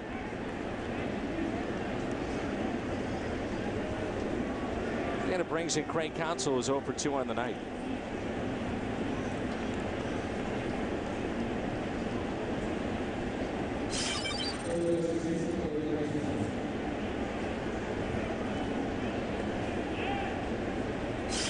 '79 pitches on the night.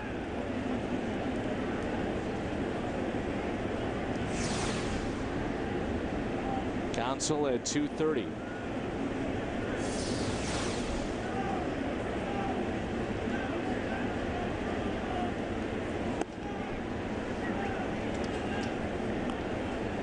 Dan Buck just passed along a terrible news, but our good buddy Kevin Wade passed away tonight.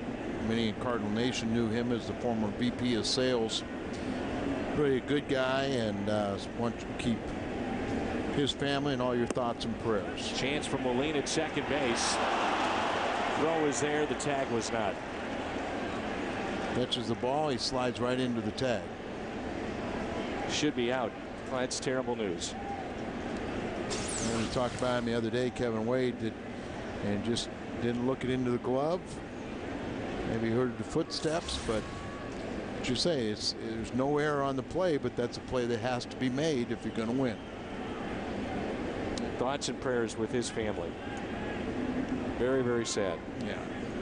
Such a young man, too. Yes. Here's a 1-1 pitch to Counsell.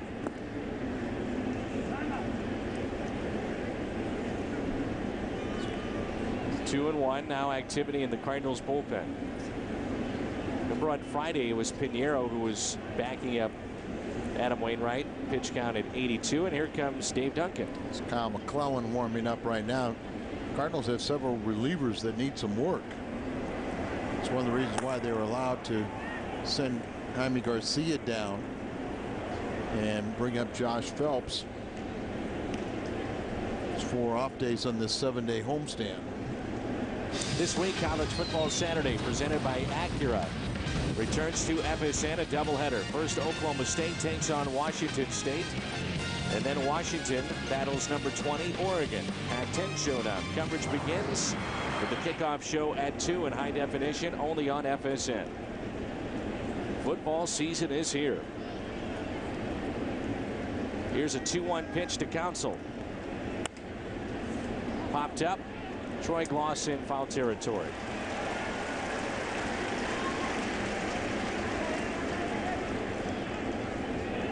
And it's up to Kendall to extend the 6th inning for Milwaukee.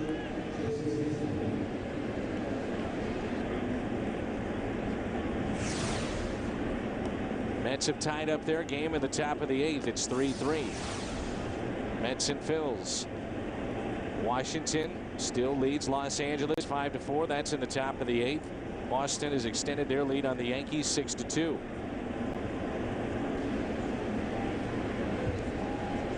Baltimore leading the White Sox 10-3. That's in the bottom of the 8th. That pitch a strike. Minnesota has won. They beat Seattle 6-5. I want to see Adam get through this 6th inning. This will be his 85th pitch. 0-1 pitch. Good speed out there at second base, and Mike Cameron.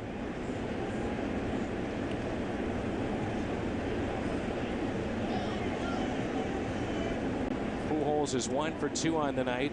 Chipper Jones 1 for 4. His average at 356. Pujols came in at 356. Pujols now at 357. I just did the math. There you go. 2-1. I'm taking a Biani correspondence course, so I'm getting better. Math earlier in the season was outstanding. It's kind of California-ish. 2-2. Wainwright trying to get this final out here in this top of the 6th. Cardinals will have Mather, Pujols, and Ludwig coming up.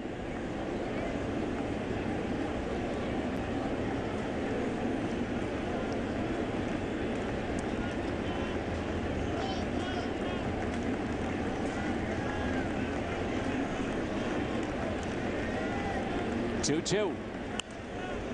Been out of play. It's another big crowd here at Busch Stadium. Brewers scored 1 in the 3rd, 2 in the 4th. Brewers have won 7 straight against the Cardinals, and in this 2-game series they have outscored the Cardinals 15-0. There's the curveball, backhanded by Gloss. Long throw, and Pujols has got it. 2, 3, and 4 in the lineup coming up for St. Louis in their half of the 6th. 3-0 Milwaukee.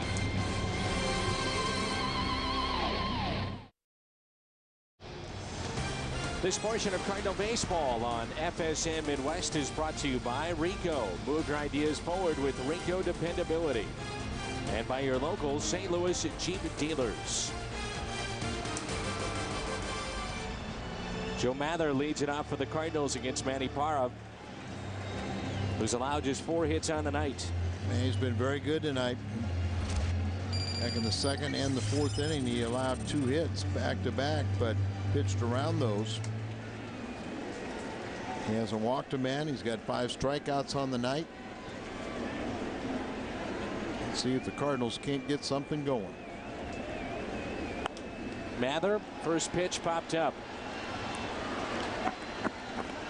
Kendall over, and it's out of play.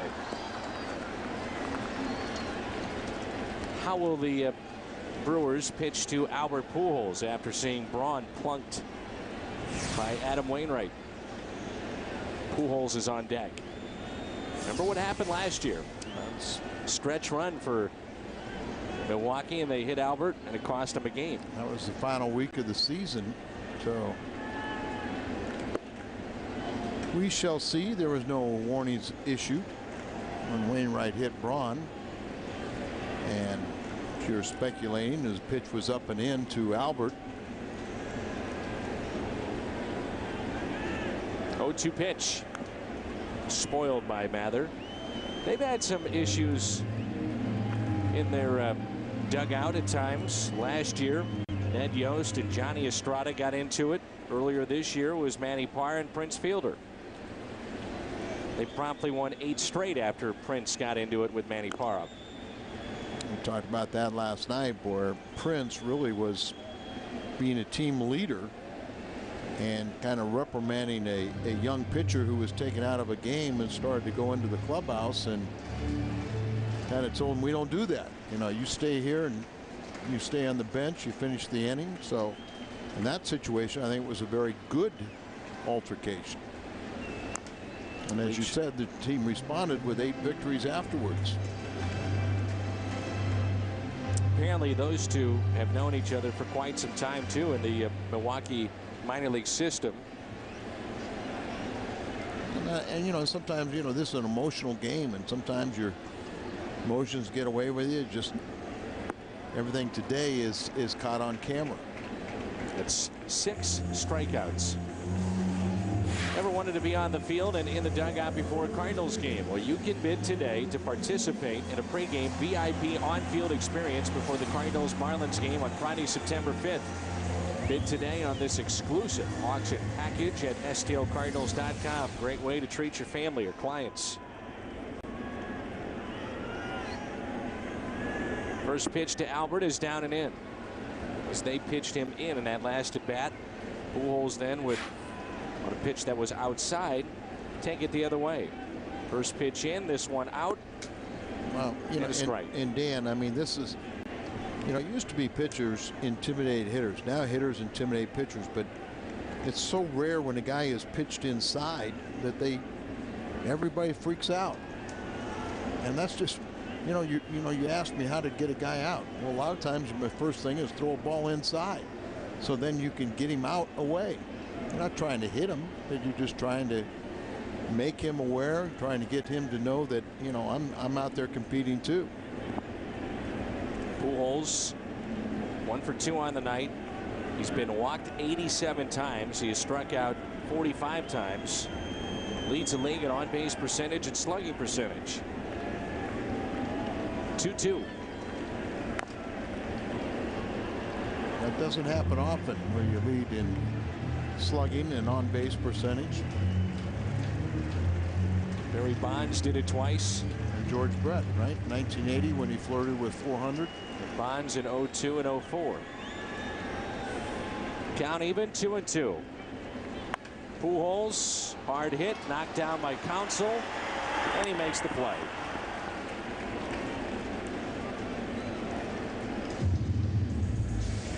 Stayed with the ball and rattle him between his legs, but reach down and pick it up and throw him out. McClellan continues to throw in the Cardinals bullpen. We assume that he'll take over the duties on the mound in the 7th. Right. Here's Ludwig 1 for 2 with a single back in the 4th inning. The Cardinals had back-to-back hits to start the 4th, and then Pujols and Ludwig were stranded after Loss struck out, Molina lined out, and a strikeout of Nick Stavanoa. Started this game showing Ludwig with a game-winning hit off of Manny Parra last season. Ludwig, high fly ball, left center. Cameron is back to the wall, and it's gone. Number 32. And finally, with 2 outs in game 2, the 6th inning of this series, the Cardinals pick up their first run.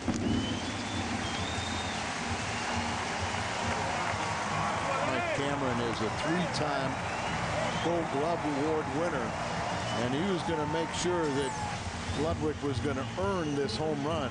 The Hardy's prime cut in unison there, but he gave it a a race, climbed up on the wall, and beyond his reach, but you appreciate that effort. 2 outs. Here's Gloss.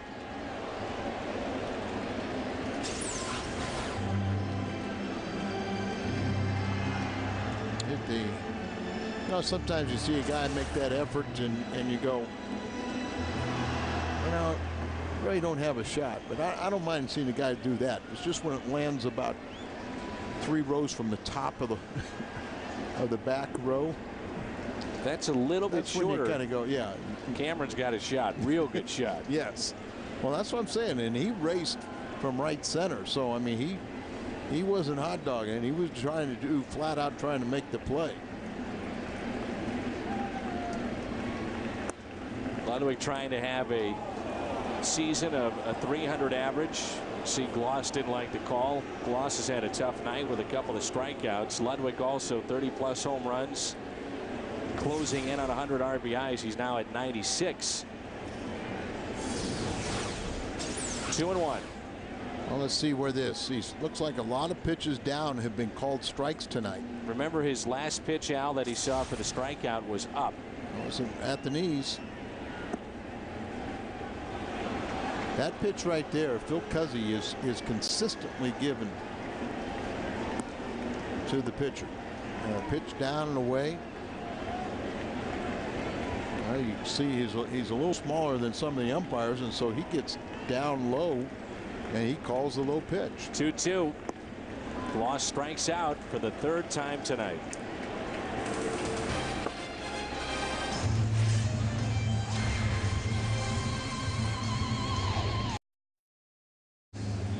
Cardinals and Astros on Friday night. Off day tomorrow. We will have football for you on FSM Midwest. Then games 1 and 2. The Cardinals and the Astros series Friday at 6 here on FSM Midwest. So the night is done for Wainwright. Night was almost done for Troy Gloss as we went to a commercial break, and he and home plate umpire Phil Cuzzy had words, but give Cuzzy some credit for not inciting the Cardinal third baseman to go crazy on some of those calls that he didn't like, or Chevrolet call to the bullpen. Kyle McClellan will come in this ball game.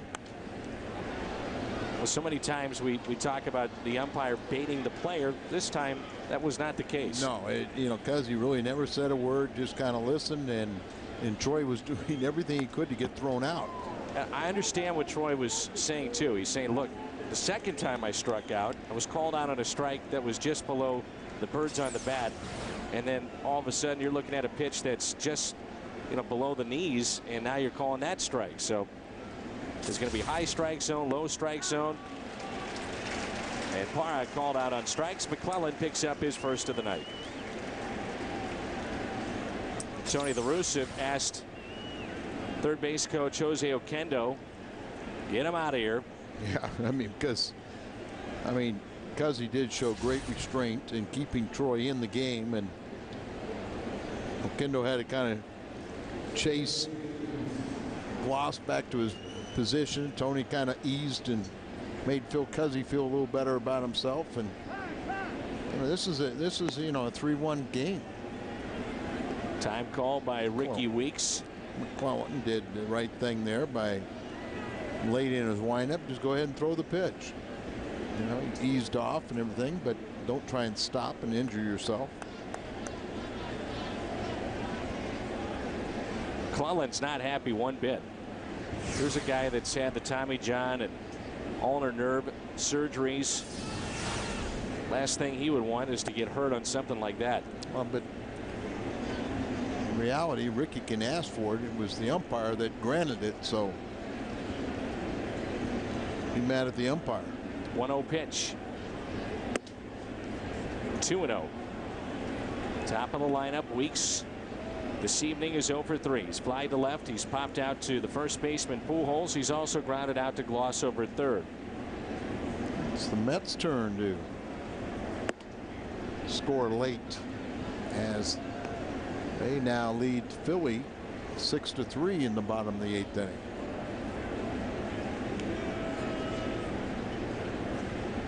On 3-0, a walk. So 4 straight to Ricky Weeks. Your all-access pass to Busch Stadium has arrived. It's the 2008 Cardinals yearbook celebrating a day in the life of Busch Stadium. Takes you inside the clubhouse, players' meetings, and more. Discover the book that everyone will be talking about. To order the book, call 314-345-9000 or visit stocardinals.com. J.J. Hardy, the hitter, and Molina out to visit. Wainwright exits the ball game with the Cardinals trailing 3-1 tonight. As he gave up 8 hits. 3 runs. And that was Braun. 3 runs, 2 of them were earned, but he committed an error in that 1 inning.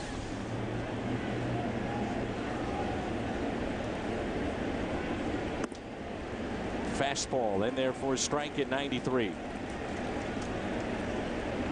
Chicago, the White Sox lose. Minnesota wins, so they're tied in the American League Central Division. Tampa Bay beats Toronto by the score of 1-0.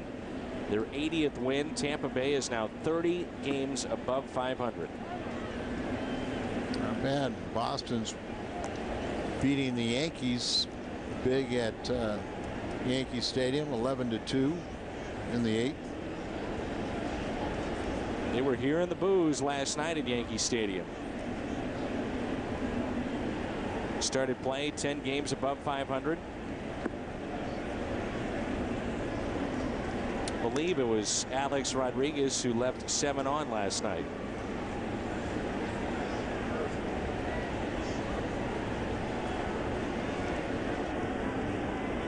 Chicago, the Cubs, had 32 games above 500 at 82-50 with their win today. Milwaukee can hold on. They'll stay to 5 games back. Cardinals would then be 9.5 games out of first and 4.5, or rather 5.5 back of Milwaukee.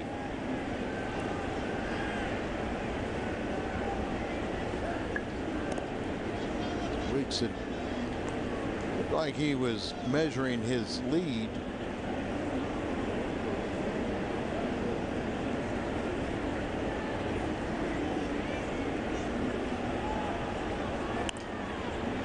And the pitch is popped up and out of play.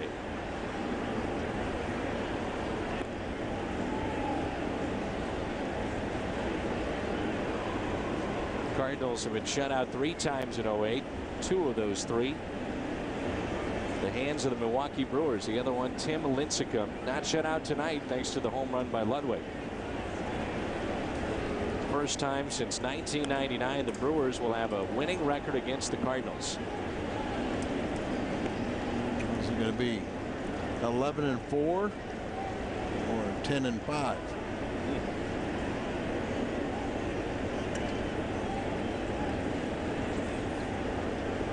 Brewers now have at least 1 extra base hit in 131 of their 133 games this season, and a couple of doubles. They went back-to-back midway through this game. Runner goes.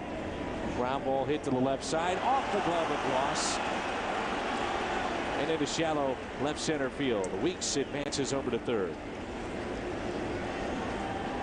Running on the play, and Troy Glass trying to get over there and cut it off. Not a particularly hard hit ball, just reaches over there and then deflects it away from Misturis, who is backing the play up. He retrieves it, but not before they get runners at the corners and 1 out. Tough night for Gloss. 3 strikeouts and an error.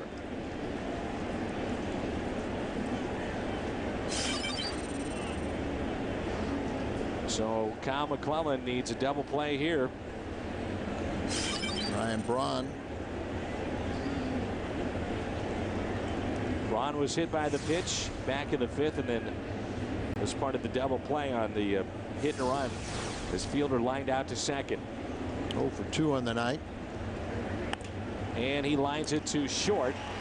Hard hit, but right at Isturis.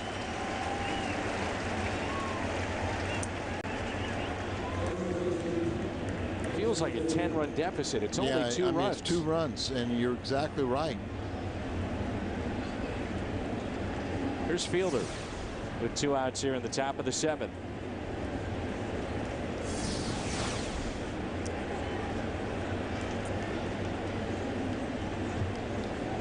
Villanueva warming up for Milwaukee.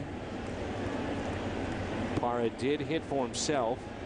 He'll deal with Molina, Stavanoa, and Wainwright. Cardinals have a loaded bench tonight. Excuse me, Wainwright's spot, which is now Cal McClellan. But you've got Kennedy and Miles, LaRue, and Keel, Phelps, who was just called up, and Schumacher.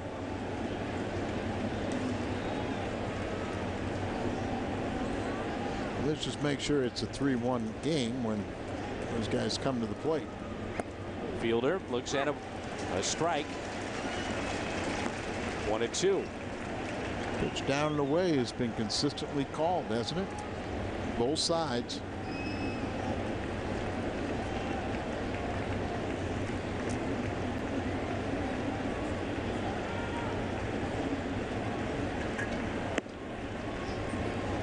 2-2.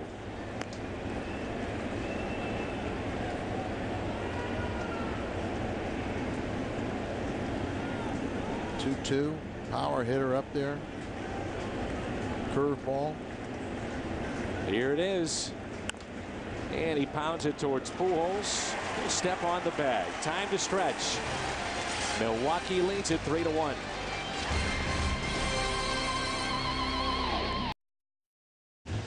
Judy Walsh is tonight's merchandise winner, the Hyundai Long Drive Inning Sweepstakes. Good luck to Judy Walsh. The drawing's got to be coming up. Gotta wait till September. Not quite there yet. Somebody's gonna get that new Hyundai Santa Fe. Sonata. That's 5 months into the thing. Don't worry about it, Al. In how many years? Like you said, everything's a little slow today. We're in the bottom of the 7th, and it's 3-1 in favor of the Brewers. Yadier Molina, Nick Stavanoa, and then the pitcher spot is due up.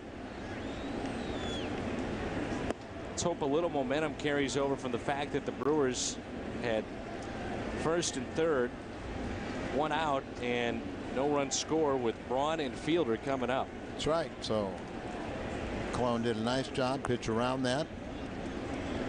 Manny Parra nearing 100 pitches, but still throwing the ball well.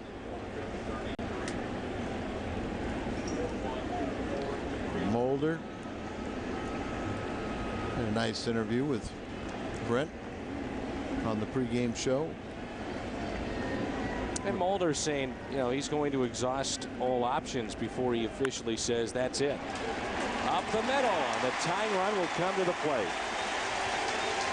And a multi-hit game for Molina. He's 2 for 3, and remember, he hit a line drive that was the diving catch by Hart out in right field, so very easily. And it looks like this might be it for Manny Parra as Ned Yost making his way to the mound. Ricky Weeks. Didn't look like he wanted a lot of that one either. So that's it for Manny Parra. Ned Yost will go to his bullpen. Can only be the winner. Tell you about the change when we come back. Stavanoa due up when we return.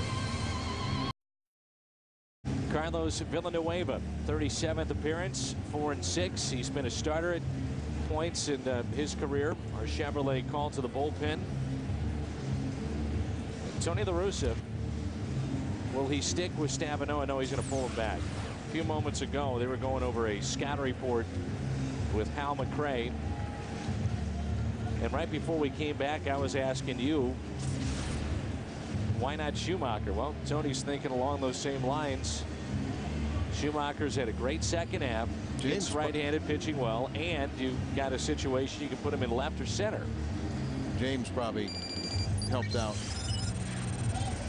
I don't think so, Al. Oh, okay. No, he's just shooting the game down there. Okay. Schumacher. There's James. Now on the dugout camera.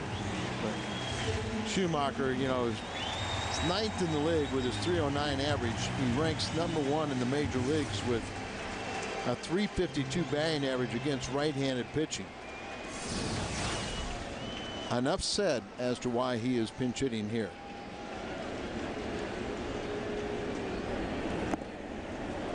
Swung on and missed on that first pitch. Well, Nueva has done a nice job in only allowing 1 of 15 inherited runners to score. And you're right, he started the season in the rotation before moving to the bullpen. Here's an 0-1 pitch to Schumacher. Lines it foul. Slow off-speed pitch and just a little bit out in front. These newer ballparks, the way that they are configured, guys can go down. There's a couple of batting cages just a few steps away from Cardinals dugout, so they can go down there and get loose, take a little BP, hit off a tee. Well, that's one of the advantages having the second batting coach. Mike Aldretti can go down and throw to a guy or go check video with one of the hitter, check what a pitcher's doing, and still have Hal McRae in the dugout. I think that's a pretty good, a nice advantage. Skip has hit in each of his last 10 starts. Hitting .345 after the break this year, .369 after the break last year. There's Hal McRae. An outstanding hitter in his own right and great competitor. It was a pleasure having him as a teammate. 1-2 pitch to Schumacher. Just got a piece.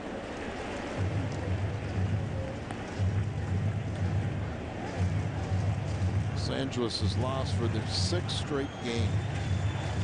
Dodgers lose to Washington, the Nationals.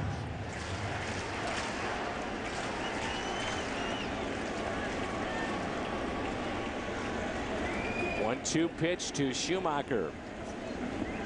Chased a ball, strikes out. Joe Torre in his first year with Los Angeles. Joe Girardi his first year with the Yankees. Looks like both those teams may not make the playoffs. Here's Josh Phelps. First plate appearance for the Cardinals this year.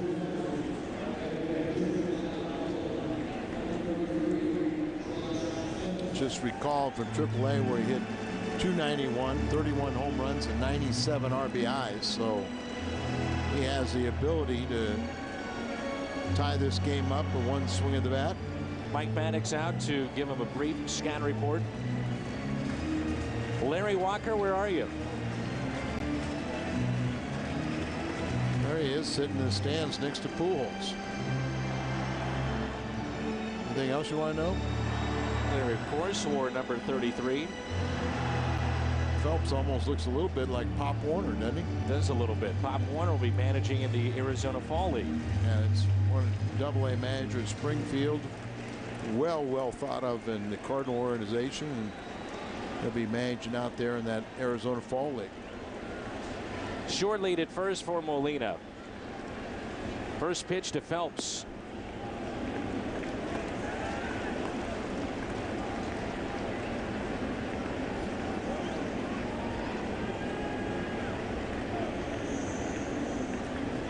It's the 6th major league club he's played for, so here's a guy with major league experience.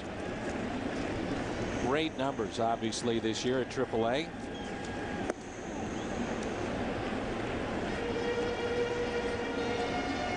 One and one.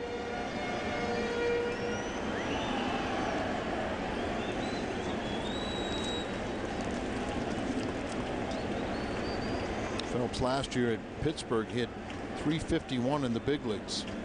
Phelps, hard hit past the shortstop into left center. Molina will stop at second base, right on the button. 77 at bats last year with Pittsburgh, .351, 5 home runs, 19 RBIs, and that was, he was with the Yankees prior to that in the same season. So hits this ball hard, gets by the shortstop, and the Cardinals now with the swing of the bat. What how tempted Tony would be at this point to use an Ankiel possibly. They do have one lefty in their bullpen. That's Schaus. Here's Lopez. Schaus is on the mound and, you know, getting ready to throw. He could get ready if they choose to do that, and That would not be a good matchup for Rick Ankiel. No. 2 runners on. Here's a 1-0 pitch. Outside corner. Lopez gets a start tonight at second base. Lined out to second and also grounded out to third.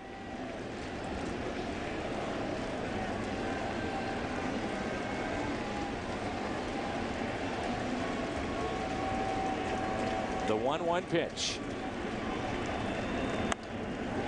Line drive and foul. Wouldn't that have been interesting? We've seen Lopez triple already this year. Got me thinking about Scott Spezio, the 06 year. One of the biggest hits of that season was against Milwaukee in that final weekend in a triple to win a game. In the right field corner. The day game. This is Saturday, right? Right. Won the game, and that was the winner. See the defense, they shade him to really the opposite field. 1-2 to Lopez. Check swing, and he went. A strikeout. There's 2 down.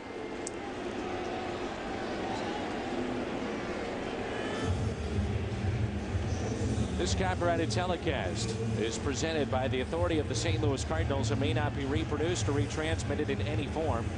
And the accounts and descriptions of this game may not be disseminated without the express written consent of the Cardinals. Attempted where you here to pinch it. With Isturis here, you have Miles on the bench. Kennedy, Lopez can play short. Yep.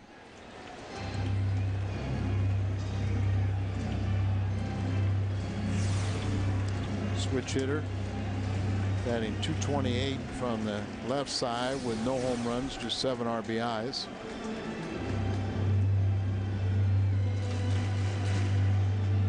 And we've seen him of late, swing the bat much better. A month or so ago, he was well under 200 batting left-handed.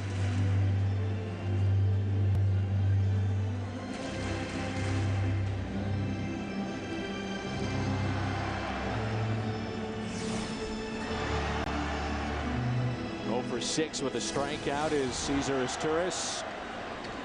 Is Cameron too shallow in center? We shall see. Not with this Isturis hit.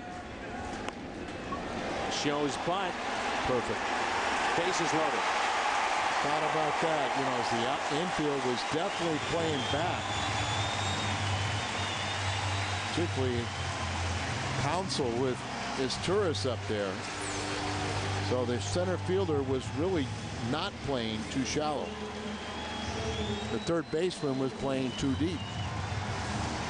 But just a perfect bunt. Right on the grass. Villanueva has the play, but no play to be made. Bases loaded for the Cardinals here in the 7th. Molina and Phelps. Isturis all aboard for Mather. Mather is 0 for 3. South, their only left-hander, warming up, and so that's why Mather gets the shot. Now they make some noise. First pitch to him is pulled foul.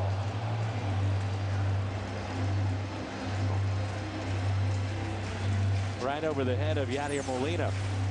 Get a good look at this. Literally over his head. That was the 4th bunt hit of the season for the Cardinals. 2 from Miles, 1 from Barton, and 1 from Isturis. No Brendan Ryan. 100 attempts.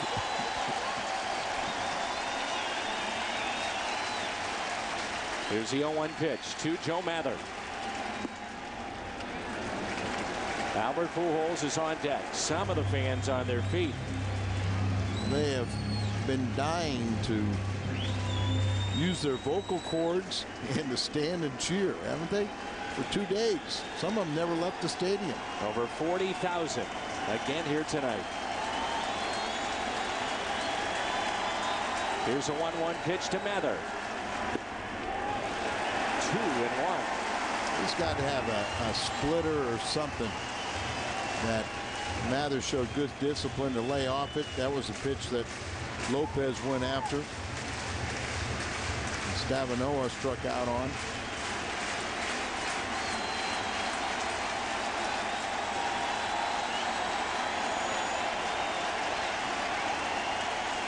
Bases loaded and a 2-1 pitch to Joe Mather.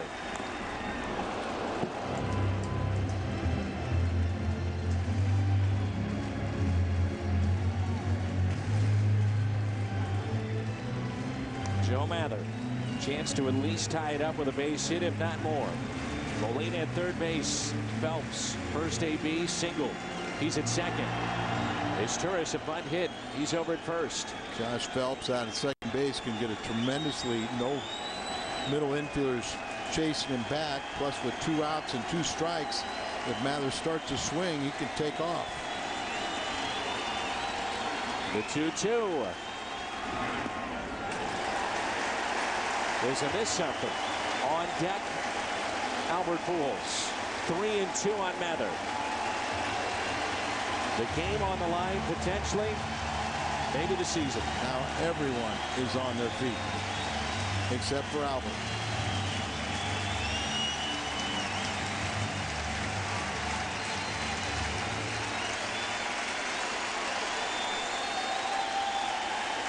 Cardinals in desperate need of a win here tonight.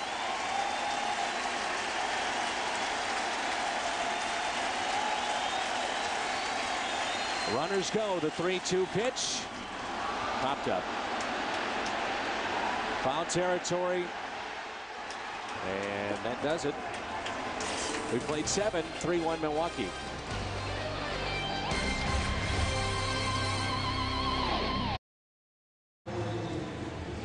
Both managers have been visiting with the umpiring crew. As we went to break, we saw Albert Pujols not happy one bit at that. Well, Villanueva just, you know, it was even a little bit more, and he just keeps it up and everything. It was right after the catch was made. And Albert's yelling at him right now, and then he's kind of challenging him.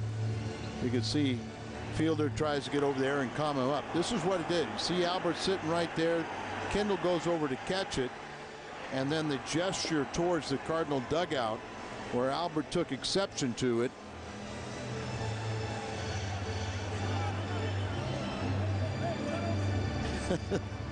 Boys will be boys.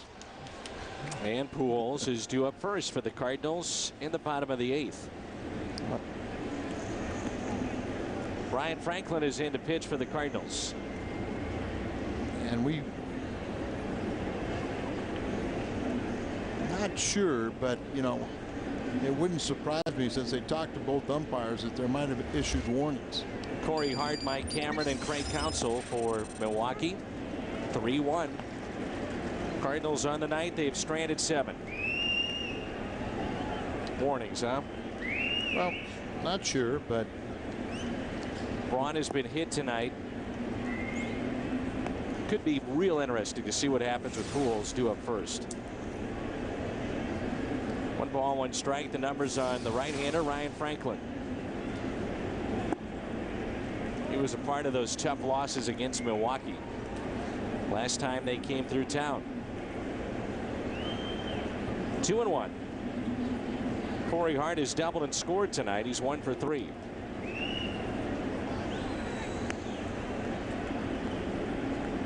Well, the whole key is to keep this a 3-1 game, get the Cardinals back on offense, see what they can do. Pinheiro now throwing the bullpen, but kind of a late strike call there, right? Corey Hart won't say anything, but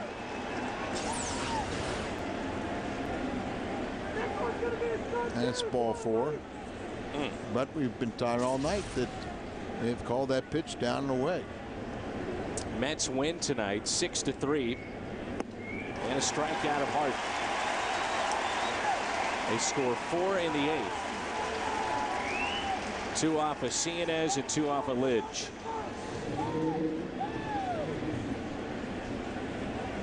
Interest in Missouri football at an all-time high. And this season, Tiger fans can watch select games on pay-per-view.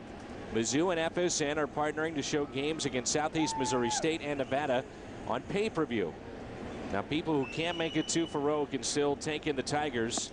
And this is how you do it. Pay-per-view is not available everywhere, so you have to check with your local cable or satellite provider for more information. But we're excited to have that for those 2 games. 2 balls, no strikes on Cameron. We're in the 8th. It's 3-1 Milwaukee.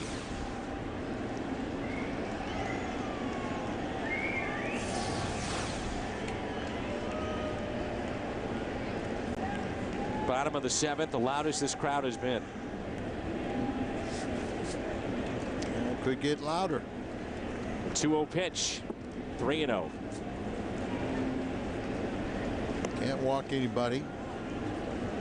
Franklin battled back and got Corey Hart.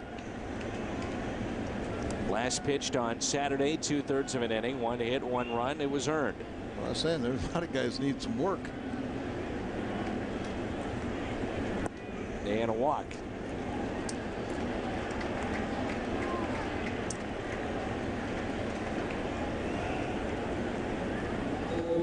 Here's Counsell. It's another off day tomorrow, then 6 straight. Houston and Arizona.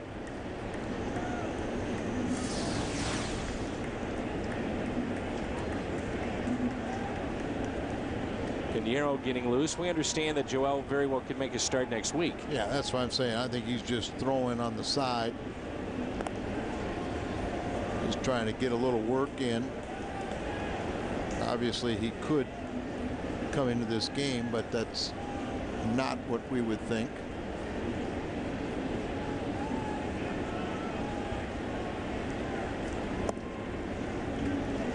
Strike 1.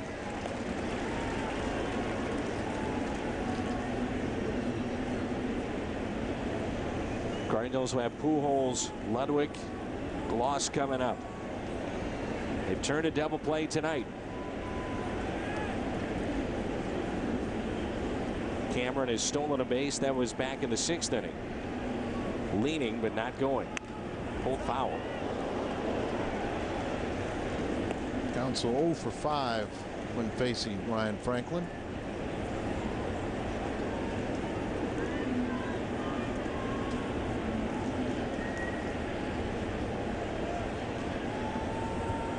Cardinals will be back home on September 5th. Florida Marlins will be in town. Also see Chicago on that homestand. The 0-2. Only 2 more road trips left in the season. And after this, 2 more homestands. 15 of the next 21 games, I believe, are on the road. 0-2 the count on Counsell.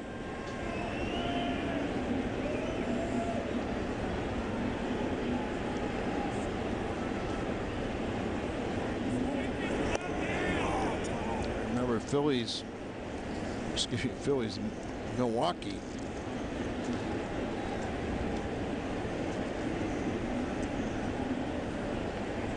He dove back and let's just say it didn't feel comfortable.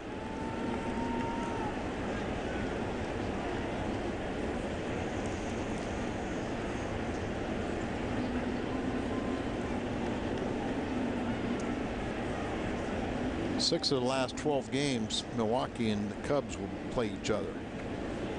Here's the 0-2 pitch. Oh. At times, that's been a strike to the right-handers. That's that pitch, low and away to the right-hander is a strike, but in according to our home plate umpire, the lefties.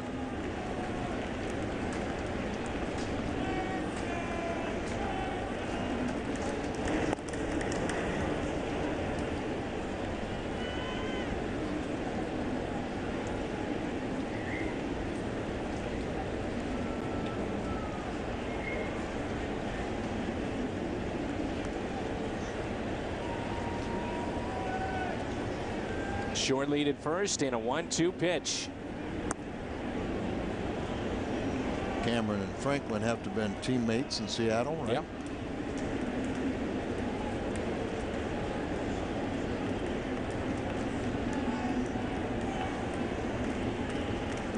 See if they want to do some running here on 2-2.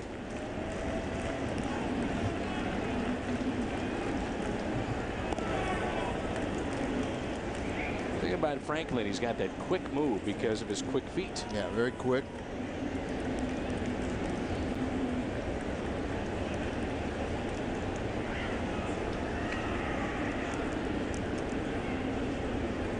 Two pitch. Not running. Grounder pulled foul. We talked about how Braun takes his lead off, and different way to do it. Some believe the proper way to do it is the way that Mike Cameron has been doing it. Yeah, and I think he was going on that last one, but a little quicker pace to home plate and surprised Cameron. Didn't have the lead that he felt comfortable with. And you're going to have to get a good lead and steal off the pitcher with Molina throwing.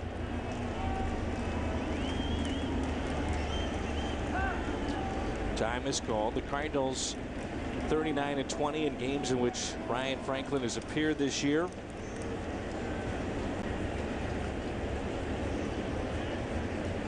So take his lead instead of jumping. Just that little short steps. Pulled foul. Jeff Wilson, a big Cardinal fan that works here at the ballpark,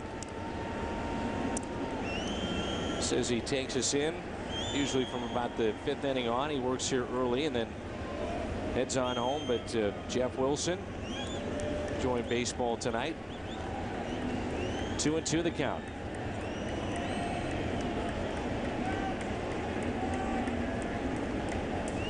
Well, hopefully we can bring him a winner.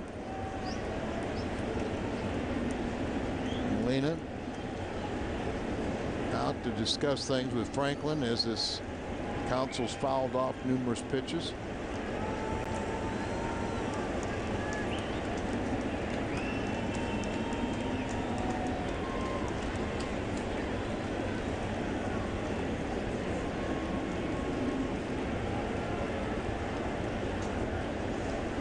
See if Cameron wants to run here on 2-2.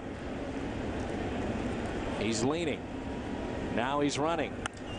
And it's a base hit to the left side. Cameron, though, stays put. Thought about going to third. Council picks up the hit. And it's first and second with one out. Shortstop, his Turris was covering as he's running on the play. So you see his Turris right there. Shoots it through the left side of the infield. I think it would have been a base hit either way. And let's see if they can't get the double play here. You know, you pitch out on a play like that, but a good base runner, and I'd put Cameron in that category. They usually smell that one and detect it and don't run. Fastball and a strike to Kendall. Kendall tonight, a couple of base hits, a run scored, and an RBI. Pitcher alters his motion and everything to throw a pitch out, and good base stealers notice something different and they don't run. Play Kendall to the opposite field.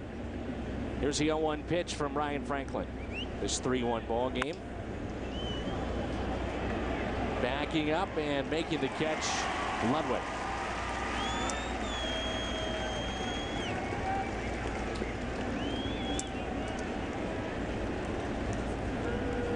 See a pinch hitter, Gabe Kapler. Seems a little strange. We haven't seen Billy Hall in this, even though it's just 2 games.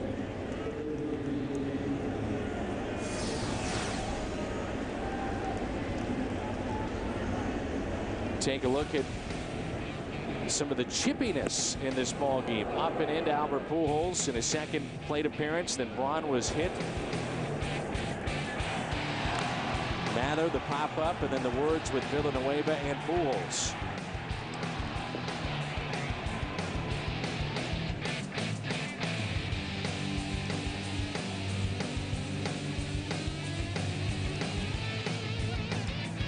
Chippy, huh? Oh, yeah.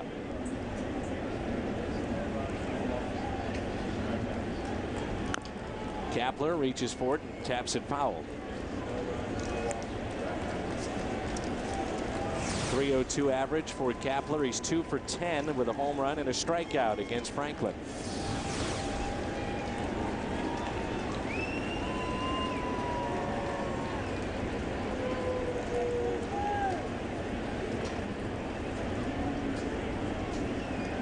One pitch.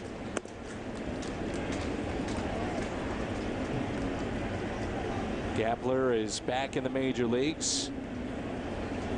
Played for Doug Melvin in Texas. Melvin now the GM with Milwaukee, and so those two talked, and was managing in the minor leagues and now playing in the big leagues. And managed Class A Greenville in the Red Sox organization a year ago. Chops one up the middle. Gloved by Isturis. Pujols is due up first. This should be interesting when we come back.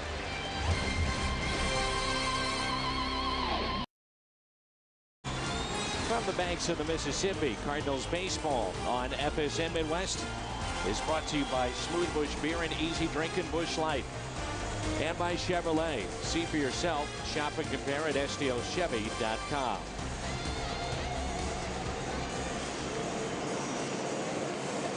Three to 1 Milwaukee. Albert Pujols due up first for the Cardinals. Villanueva not in this ball game any longer, so we'll see David Risky. Saw him last night, 42nd appearance on the year. Pitched a perfect inning in the last night's ball game. He's been a good setup man since he signed free agent contract with Kansas City last year.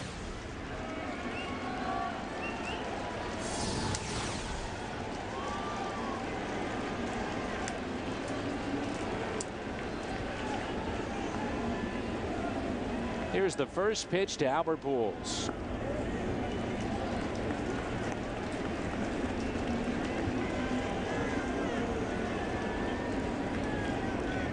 Pujols left standing on the on-deck circle last inning.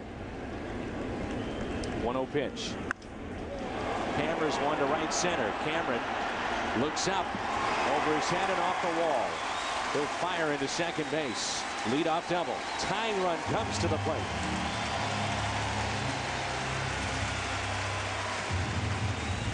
Second hit on the night for Albert Pujols. He woke him up. Ball out over the plate, away from him, and just a line drive that got out to center field very quickly. Cameron plays the carom and gets it back in with a stand-up double for Albert. Ludwig is homered tonight, his 32nd. He represents the tying run here in the 8th. Albert back to 357 with his 2-for-4 night. You can lose ground, but it's hard to pick up points. Troy Gloss on deck. He could atone for a tough night. Or at the very least, Ludwig's got to get him over to third. But the way Ryan is swinging the bat, probably drive him in, and maybe even himself. He's already homered tonight. 1-0 pitch. 2-0. I think Risky wanted that one. Ludwig now at 96 RBIs and 32 home runs.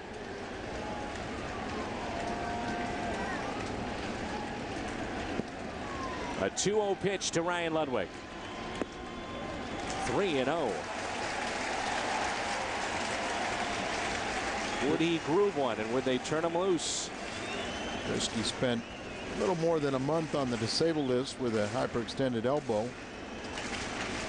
Has pitched effectively since coming back.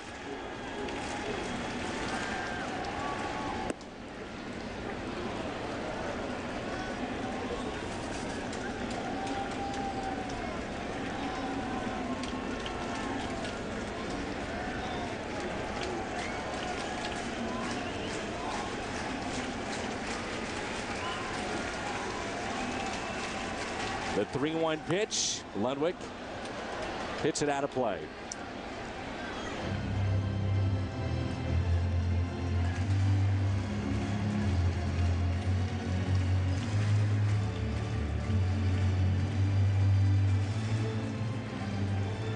Gloss, who's on deck, has struck out 3 times on the night.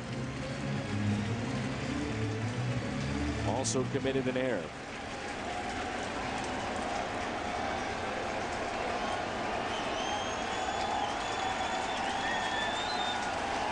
The 3-2.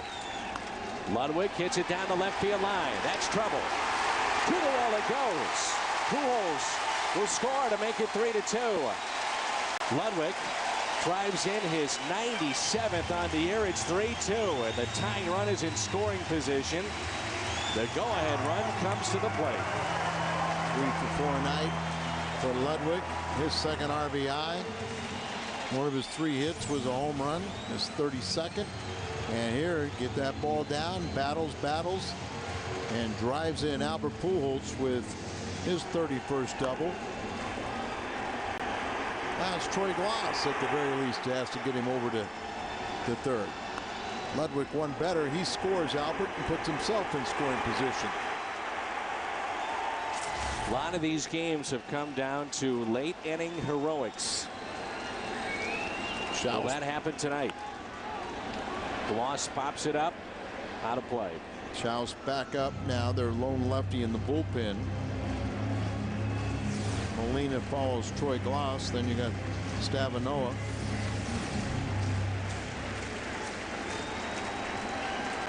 Outfield is very deep, so base hit more than likely would tie this up.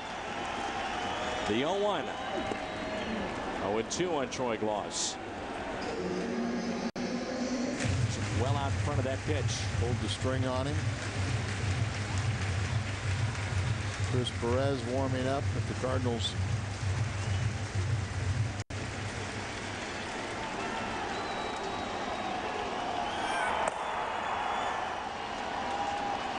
There's the 0-2 pitch.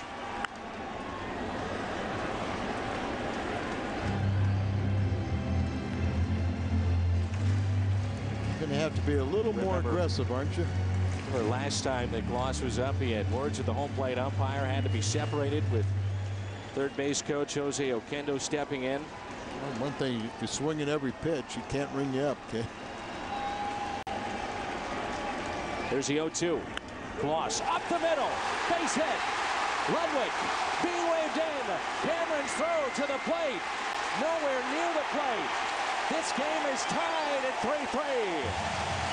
And Glaus advances into scoring position with that throw that was wide of the plate. That's Cameron, a 3-time Gold Glove winner. It's a low trajectory, but not cut off and off the mark. And so Troy Glaus takes advantage and gets himself in scoring position. Right back up the middle. Cameron comes charging here. Should have a good throw, but it's offline. And Glaus goes out and gets himself in scoring position. So 3 consecutive runners have end up after on second base after their at bat. Ludwig drove in Albert. Glaus drives in Ludwig.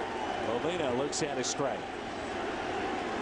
Yadier, who can hit to the opposite way, at least needs to move him over. Remember, he was robbed by Corey Hart back in the 4th on a diving catch. He's also had a couple of singles. Risky has come in and given up 3 consecutive hits, 2 doubles, and the single to Glaus. The game is tied 3-3.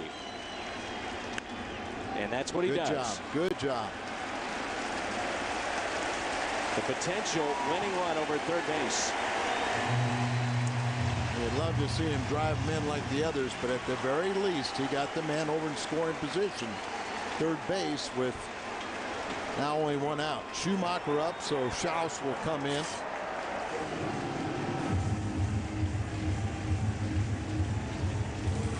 Lefty coming in to face Skip Schumacher when we come back. Bottom of the 8th. Tie ball game 3-3. And let's take a look at our Fruit of the Loom feel for the game, and it's Yadier Molina. Productive out. Shows a feel for the game, brought to you by Fruit of the Loom. Skip Schumacher against left-handed pitching this year, hitting just 170. So the Cardinals will counter with Aaron Miles, the switch hitter. And Miles will face Schaus.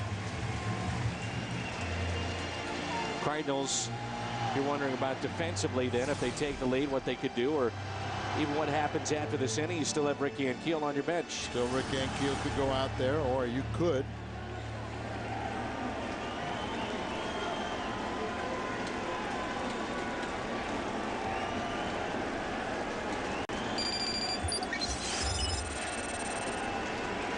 First pitch to Miles with the infield drawn in is taken low and away. Cardinals have tied it up with 2 runs here in the bottom of the 8th. Cameron really shallow in right center. Huge gap in left center. Big gap out there. Miles does not strike out much. Schaus very tough on the left-handers, but right-handers get a better look at that release point when you drop down from Laredo. Oh, I'm sorry, he's from Effingham. Franklin is on deck. Pitcher's spot.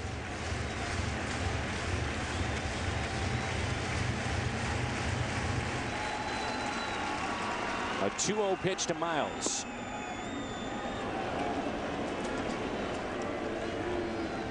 You'd have LaRue and Keel or Kennedy to choose from. Mota warming up. Guillermo. Very consistent year once again for Miles.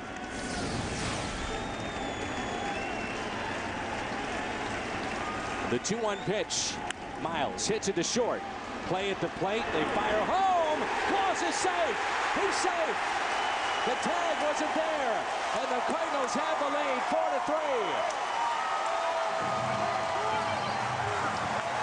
Throw in the dirt. And Kendall had to catch the short hop and could not put the tag down. Give Phil Cuzzy some credit for staying with the call. Throw beats him, but you see right there he has to catch the short hop and the tag is late. Foot is on there. He still really hadn't made contact with him. Comes up empty. Great shot by our guys right there. They're the best. The Cardinals have their first lead in this series. So Braden Looper will be the pinch hitter. Even though, you have, one less relief pitcher, one extra man, you're still running late. The short hop pulls him up. He has to vacate the area and couldn't put down the tag until after. And he questionable whether he ever did tag him, but definitely the foot's on the plate.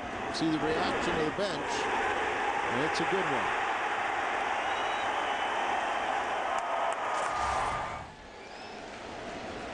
Here's Looper with 1 out. Cardinals a 4-3 lead. Like you said, Miles more times than not puts that ball in play, puts the pressure on the defense on a play that should have been made by Hardy. Right. And even at the big league level, when you force people, many times they will make mistakes. Saw the 10 sacrifices this year by Looper. Watch, the throw will beat him, but it's a short hop, and Kendall with that glove, he's got to come up with the glove and allowed Gloss the inside lane, and he slid across the plate ahead of the tag. Infield drawn in and Gloss off with contact.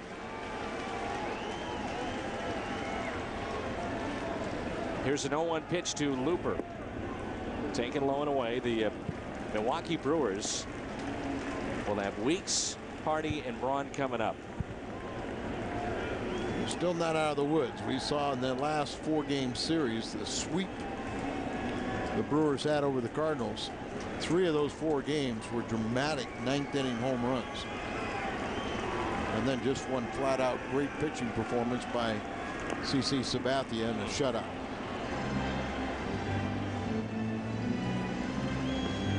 Schaus throws so slow that Looper's having trouble with his timing, trying to get the bunt down.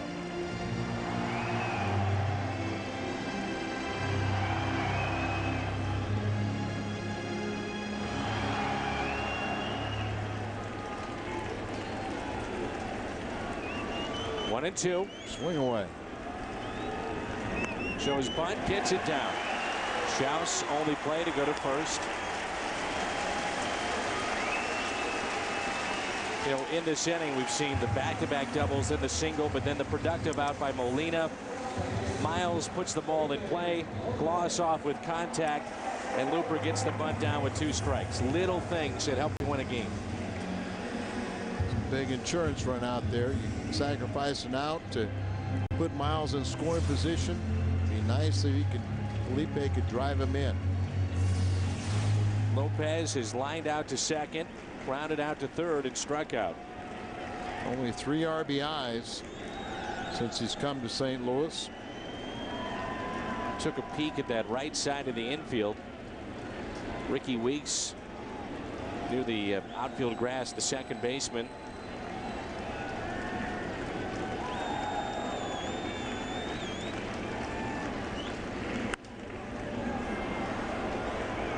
Trying to shoot one to the right side. Felipe, since coming to St. Louis, has had 53 at bats, 3 RBIs, one of them right-handed, 2 left-handed.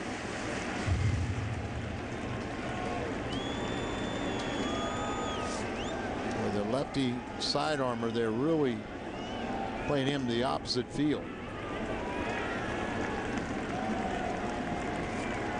See if Schaus can consistently keep the ball away from Lopez to pitch according to the defense. 1-1 to Lopez. Up the middle. Base hit. Miles. He will score. Cardinals lead it 5-3. A 2-out base hit. Big insurance run there from Lopez. So the sacrifice pays off. And the Cardinals get an insurance run. And Ned Yost has seen enough from his left-hander. He's going to go get Mota now. Away, but bounced right up the middle and finds a hole and through. So the Cardinals, with 4 runs here in the bottom of the 8th inning, have taken a 5-3 lead. Welcome back to the 4-run bottom of the 8th inning, and the Cardinals still batting. The 3rd pitcher employed, Risky, let off this inning.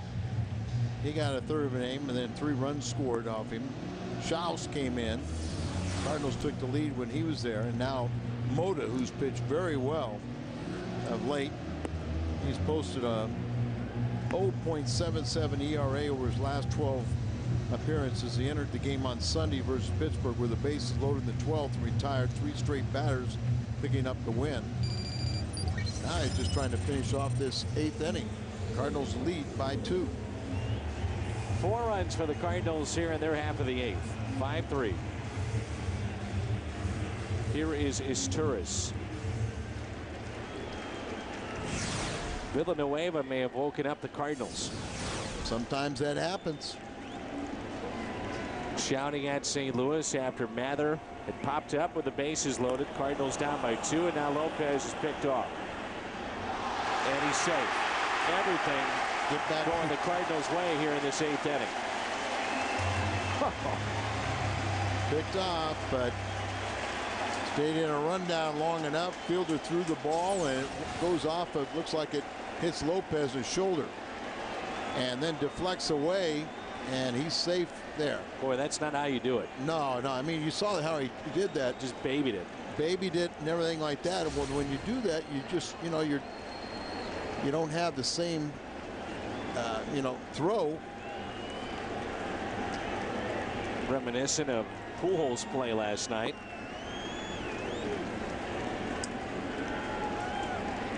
Mota 41 strikeouts in 45 innings this year.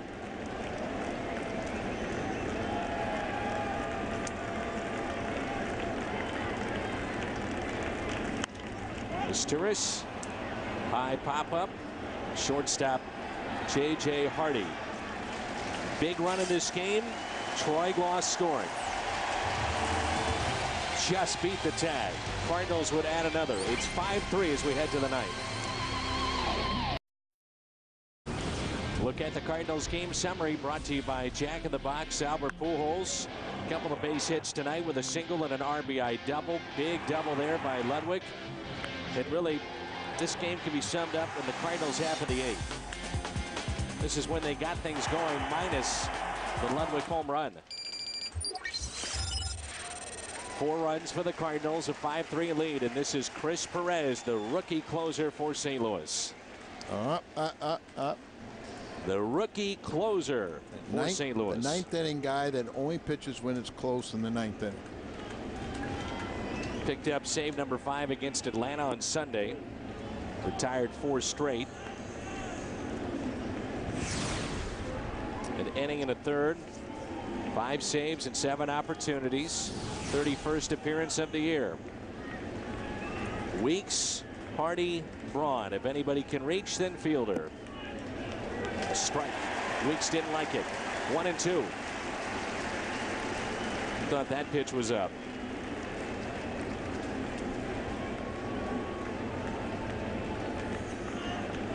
As long as an umpire is consistent, and calling everything away. Slider, got him. Strikeout of Weeks. Let's check in with Brent Stover. Guys, after the game, it's U.S. Cellular Cardinals Live. Take a look at that big bottom of the 8th inning. Plus, some good matchups tonight between Wainwright and Braun. It's Jim Hayes on set with Rick and Pat. U.S. Cellular Cardinals Live. J.J. Hardy has an infield hit and an RBI. A single back in the first. Reached on an air by Gloss. He's also flied out to right. Fastball, a strike. It's that pitch that we talked about. Consistently being called. Hitters have to adjust to it.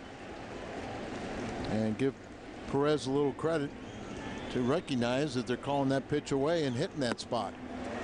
There it is at 94. Come and get it. 0-2.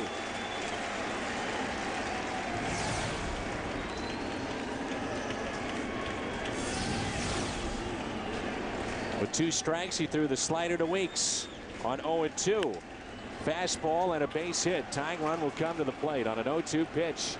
J.J. Hardy hits one into the right field corner. Just guided it into right. 1 out double. Let's turn to tonight's player of the game. Presentation of Budweiser. Budweiser, the great American lager. It's Ryan Ludwig, who picked up a home run earlier tonight, number 32. Also 2 more RBIs, now with 97 on the year. A Budweiser player of the game, Ryan Ludwig. 3 for 4 on the night. But J.J. Hardy just picked up his 4th hit of the game. 4 singles. He does have an RBI. And here's Braun. Still have a chance. He represents the tying run. Boy, how big was that RBI by Lopez? Oh, huge. First pitch to Braun. Fastball, a strike. 2 Miami guys right here. Chris Perez, Ryan Braun. Played at the University of Miami. They had to play together.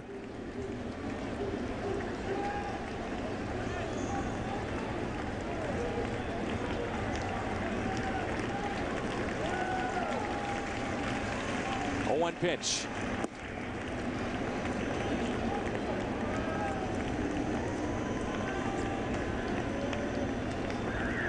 Braun's got a little smirk on his face, facing Chris Perez. Braun was visiting with Brian Barton as well before the game. Went to Miami. He represents the tying run. The 1-1 pitch on the outside corner doesn't get the call. Called all night, and it's 96 on our gun, 97 on the stadium gun, and that's what you just asked for, is stay consistent. Molina may have been a little further outside, but nope, that's the pitch that's been called all night long. Molina was set up so far outside too. Yeah. And then umpire will say, okay, bring it back in. Again, he sets up out there, and it's fouled back. Look at that cut by Ryan Braun. Wow. 2-2. Well, the one thing, Ryan Braun has a little bit of a knowledge, knows what Chris Perez throws, and knows he throws hard, and he's going to have to start that. But now at 2-2, will he throw him a good slider? Or you keep on going fastball? Now it's a little more a guessing game. You still look fastball, but adjust to the slider. Sets up outside the 2-2. Misses. All right, 3-2. These two guys know each other. Does Perez go with a slider here? Or is Braun sitting on that fastball? You can sit on him. You still got to catch up to it.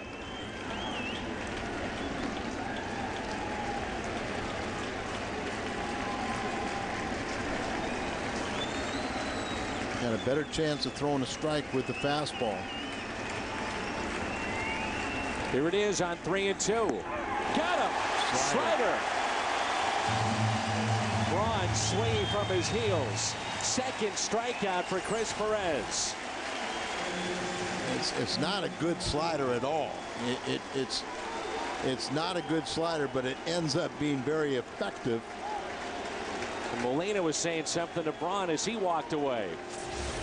Well, there's some bad blood between these two teams right now. Well, this is the last game, so if you got something to say, you better say it right now, because they don't play each other anymore this year. Well, it carries over to next year, and Braun's a young guy. We're going to see a lot of him. Well, and so's Molina, so's Chris Perez. So good.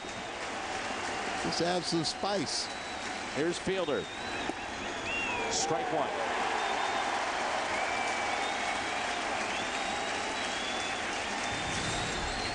You're right. That was not a good slider. No. I mean, in that 3-2, you throw one that just anywhere near the plate, he's going to chase. But that one backed up a little bit.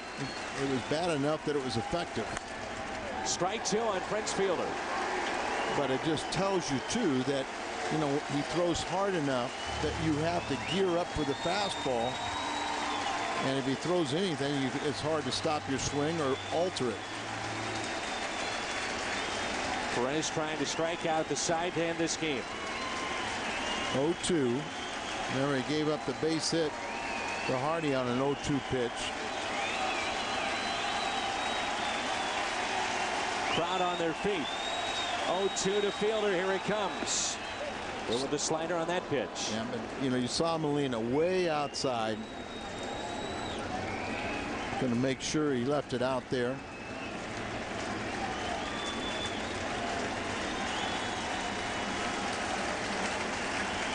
One and two. The next from Chris Perez.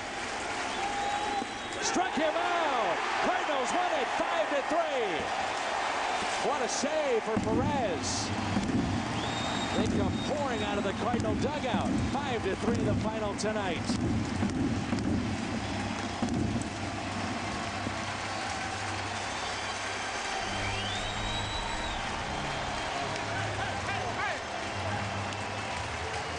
Hard-fought win, to say the least, for the Cardinals. They win it 5-3. And you just wonder how long will Milwaukee be able to shake this one off. Big win for the Cardinals. Strikeout for Perez, a Fielder. Coming up, it's U.S. Cellular Cardinals Live.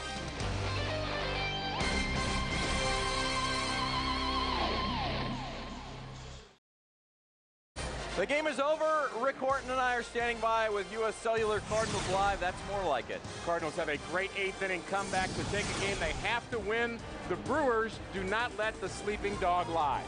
No, they don't. We're going to have more about that coming up. It's the Cardinals with a comeback, as Rick mentioned. Disappointing loss last night. They bounced back, salvaged the split, stay alive in the wild card race. Plus, Adam Wainwright's second start back from the DL will break it down. Take you inside the Cardinal clubhouse. For player reaction, we'll bring you Tony La Russa's comments after this victory. Happy birthday, Pee Wee Herman.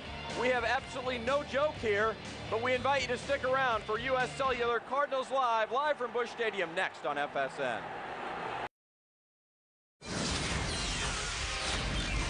Welcome to U.S. Cellular Cardinals Live. The 2-1 pitch. Miles hits it to short. Play at the plate. They fire home. Claus is safe. He's safe. Aaron Miles completes the comeback for the Cardinals in the bottom of the 8th. They tack on one more and rally past the Milwaukee Brewers. 5-3 the final.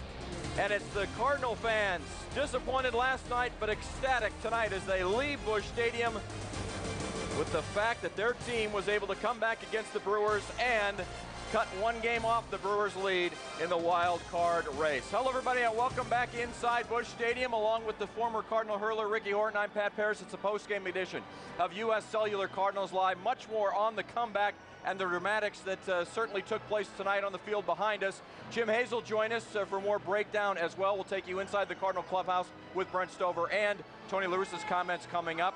We'll even look into a little Waino versus Braun, which was an interesting matchup tonight, and they took care of him. And remember, Cardinal fans, you too can get involved in tonight's broadcast. Send us a text. You've got a Cardinal question or comment.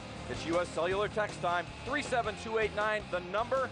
Remember to include your first name, where you're texting from, and standard text messaging rates, of course, do apply. After the comeback, it was up to Chris Perez to close it out in the ninth, and he strikes out the side.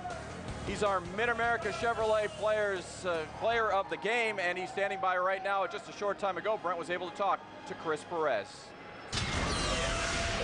Pat, thanks. Chris, how big was it for you guys to get one against Milwaukee? It's huge. I told you a couple days ago we needed to at least get one, and we fell behind the 8 ball last night losing, and it didn't look too good tonight, but we came through, and it's a big win for us. You were not messing around in the ninth. No, I mean, that's my style, and with the 2-run lead, the only way they can hurt me is get a leadoff guy on and maybe pop one out, but I just trusted my stuff, and I had good stuff tonight. What was the pitch to Braun, and was it a good pitch?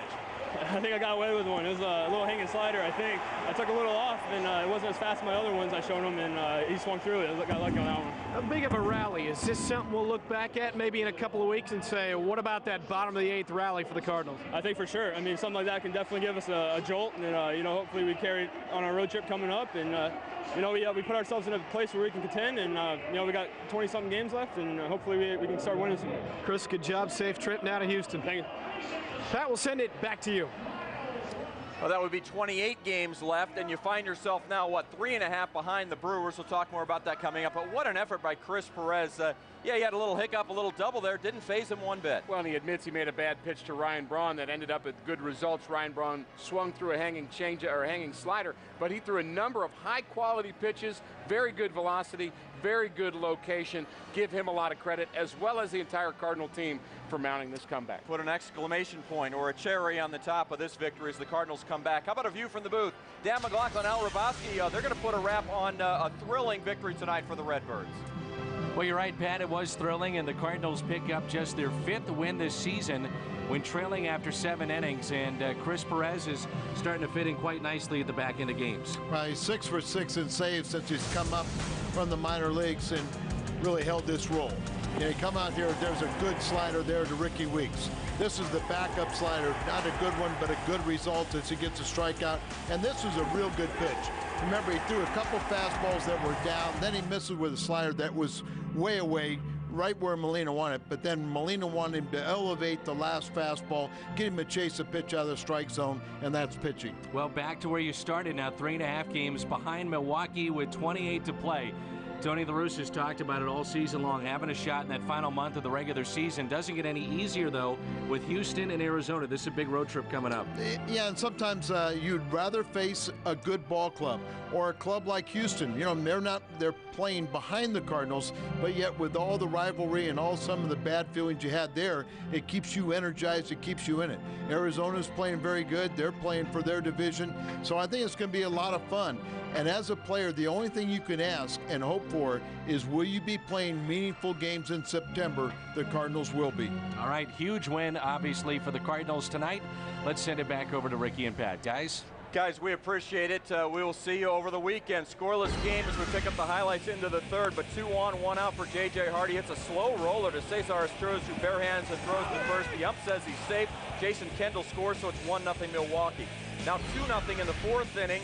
Jason Kendall guides a single up the middle with an infield drawn in. Mike Cameron trots home, so it's 3-0 Brewers. Never really hit the ball hard. Bottom half of the inning, 2 on for Yadier Molina. Lines one the other way, but Corey Hart, the terrific grab, stranding 2 runners. Top of the 6th, to the 6th, I should say. The Cardinals finally get on the board, and it's Ryan Ludwig, the 2-out home run off Manny Parra. Solo shot to left center, number 32 for Ludwig. Still just 3-1 though. The Brewers maintain the lead. 7th inning.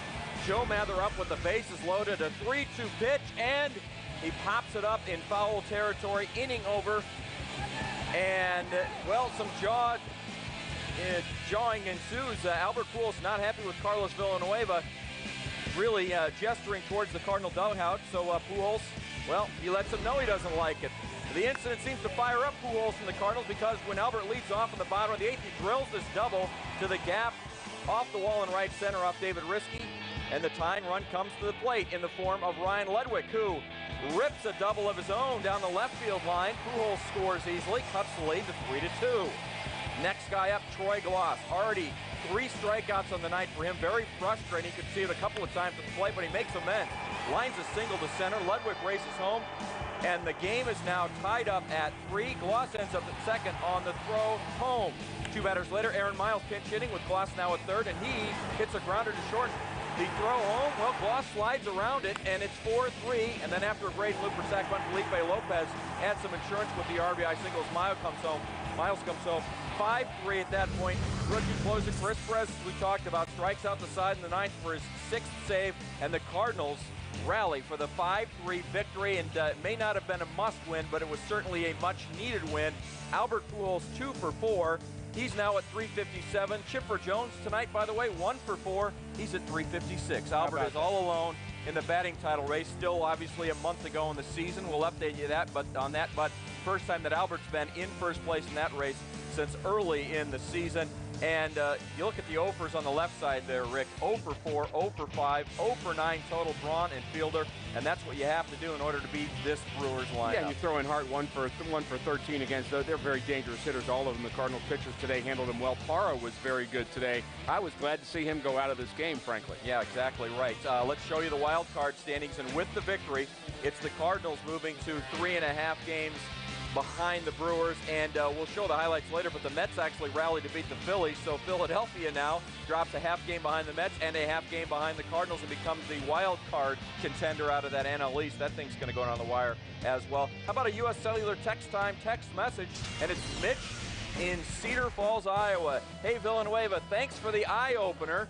We said at the time, and I think Dan mentioned it later on too, thanks for awakening the slumbering giant, because there wasn't a lot going at that point, Rick, because at that point, what it was 1 for 7 with runners in scoring position when the pop-out happened, and Albert and Villanueva kind of had their little discussion. Well, we'll never know, but I really believe watching this game that had Villanueva not done that, just gotten Mather out, which was a big pitch in this game, by the way. I mean, you got to give him credit. This was a big at-bat. I think the game's over right here. If he walks back to the dugout, I believe the game might be over. But what he does is he shows up the Cardinals in Albert Pujols' opinion, and they go at it, and next inning, what happens? Well, Albert starts it off. He drives the ball off the center field wall, and, you know, Albert was all smiles after this, but he, in his mind, believed that Villanueva crossed the line of proper decorum on a baseball field, which, by the way, that line has been blurred over the last 20 years. Absolutely. But Brian Ludwig with another big hit, drives in Pujols, and that's not all for the Cardinals. Risky does not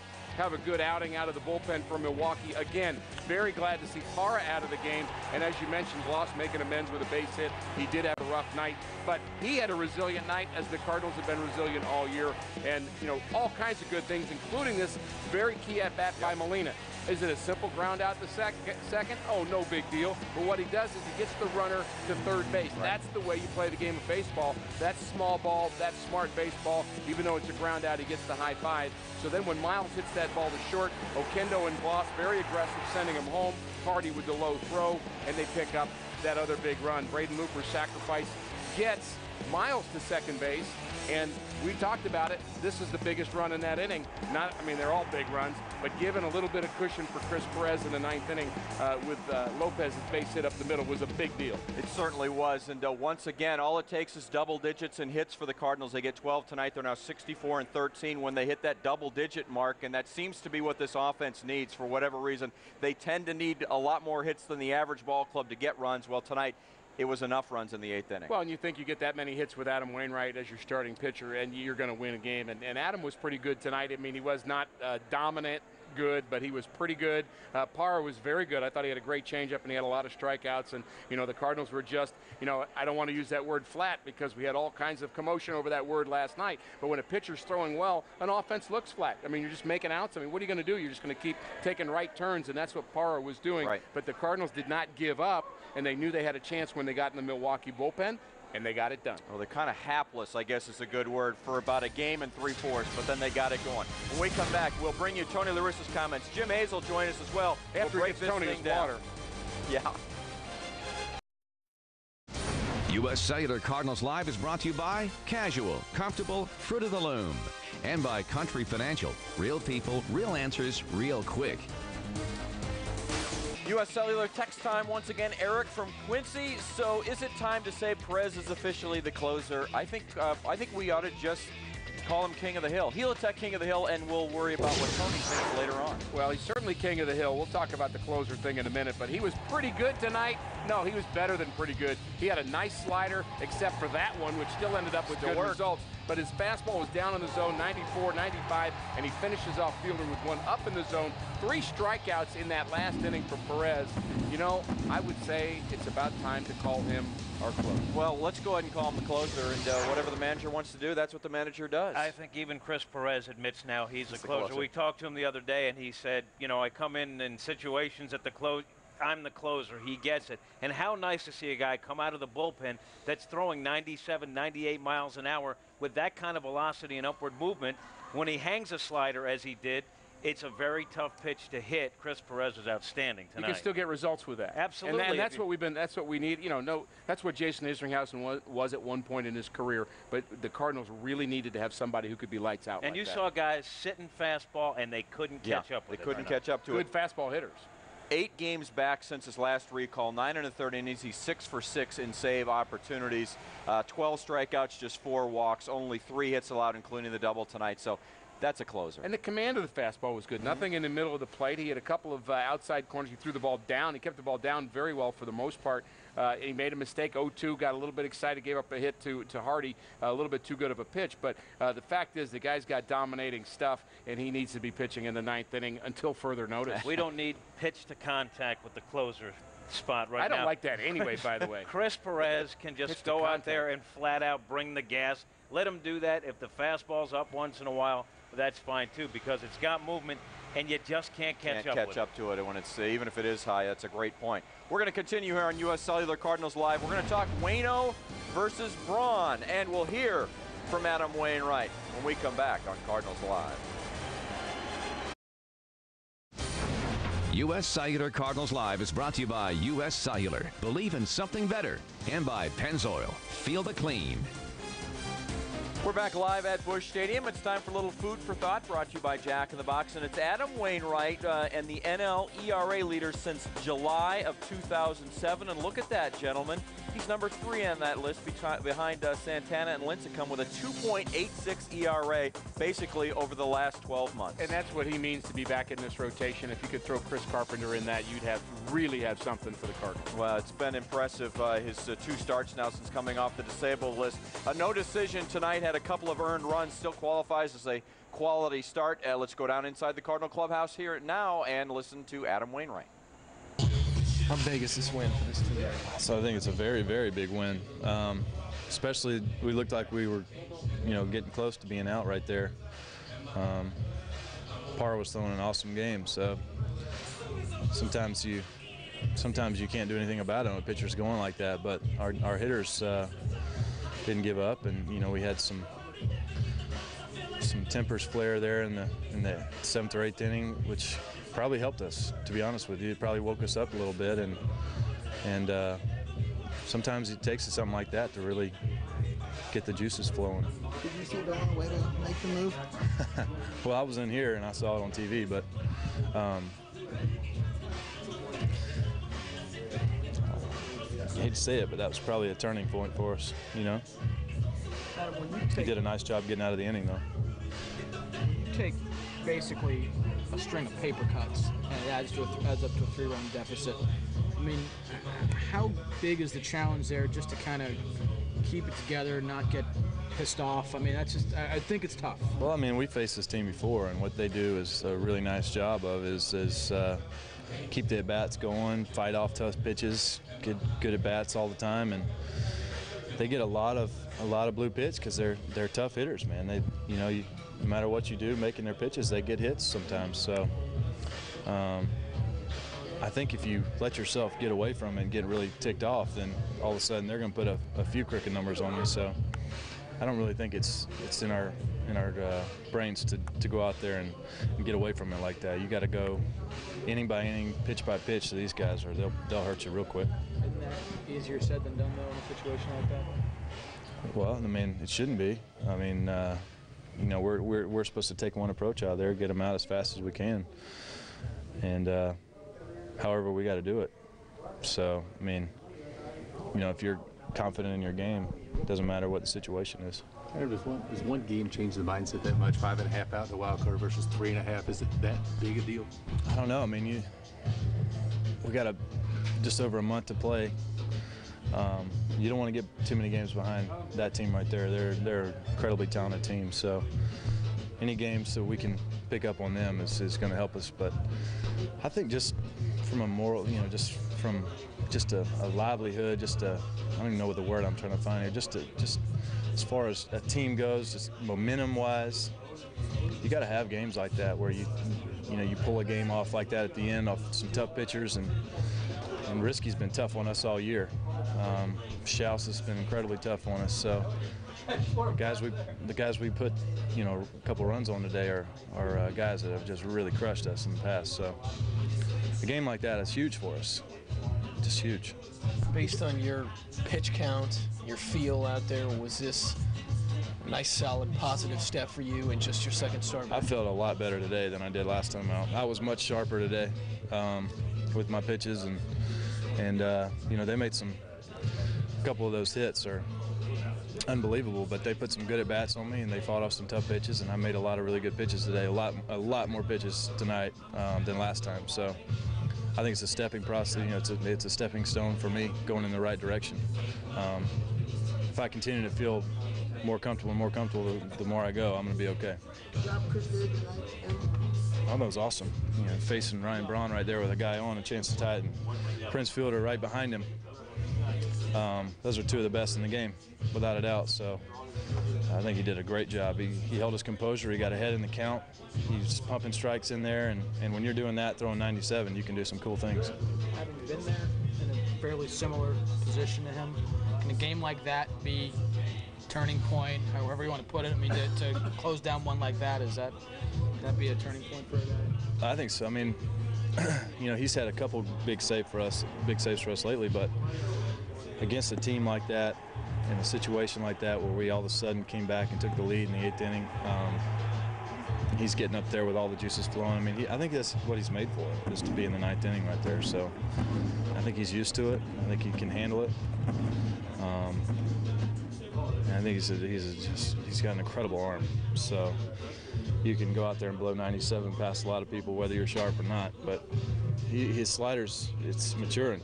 Yeah, he's threw some really nice sliders tonight. So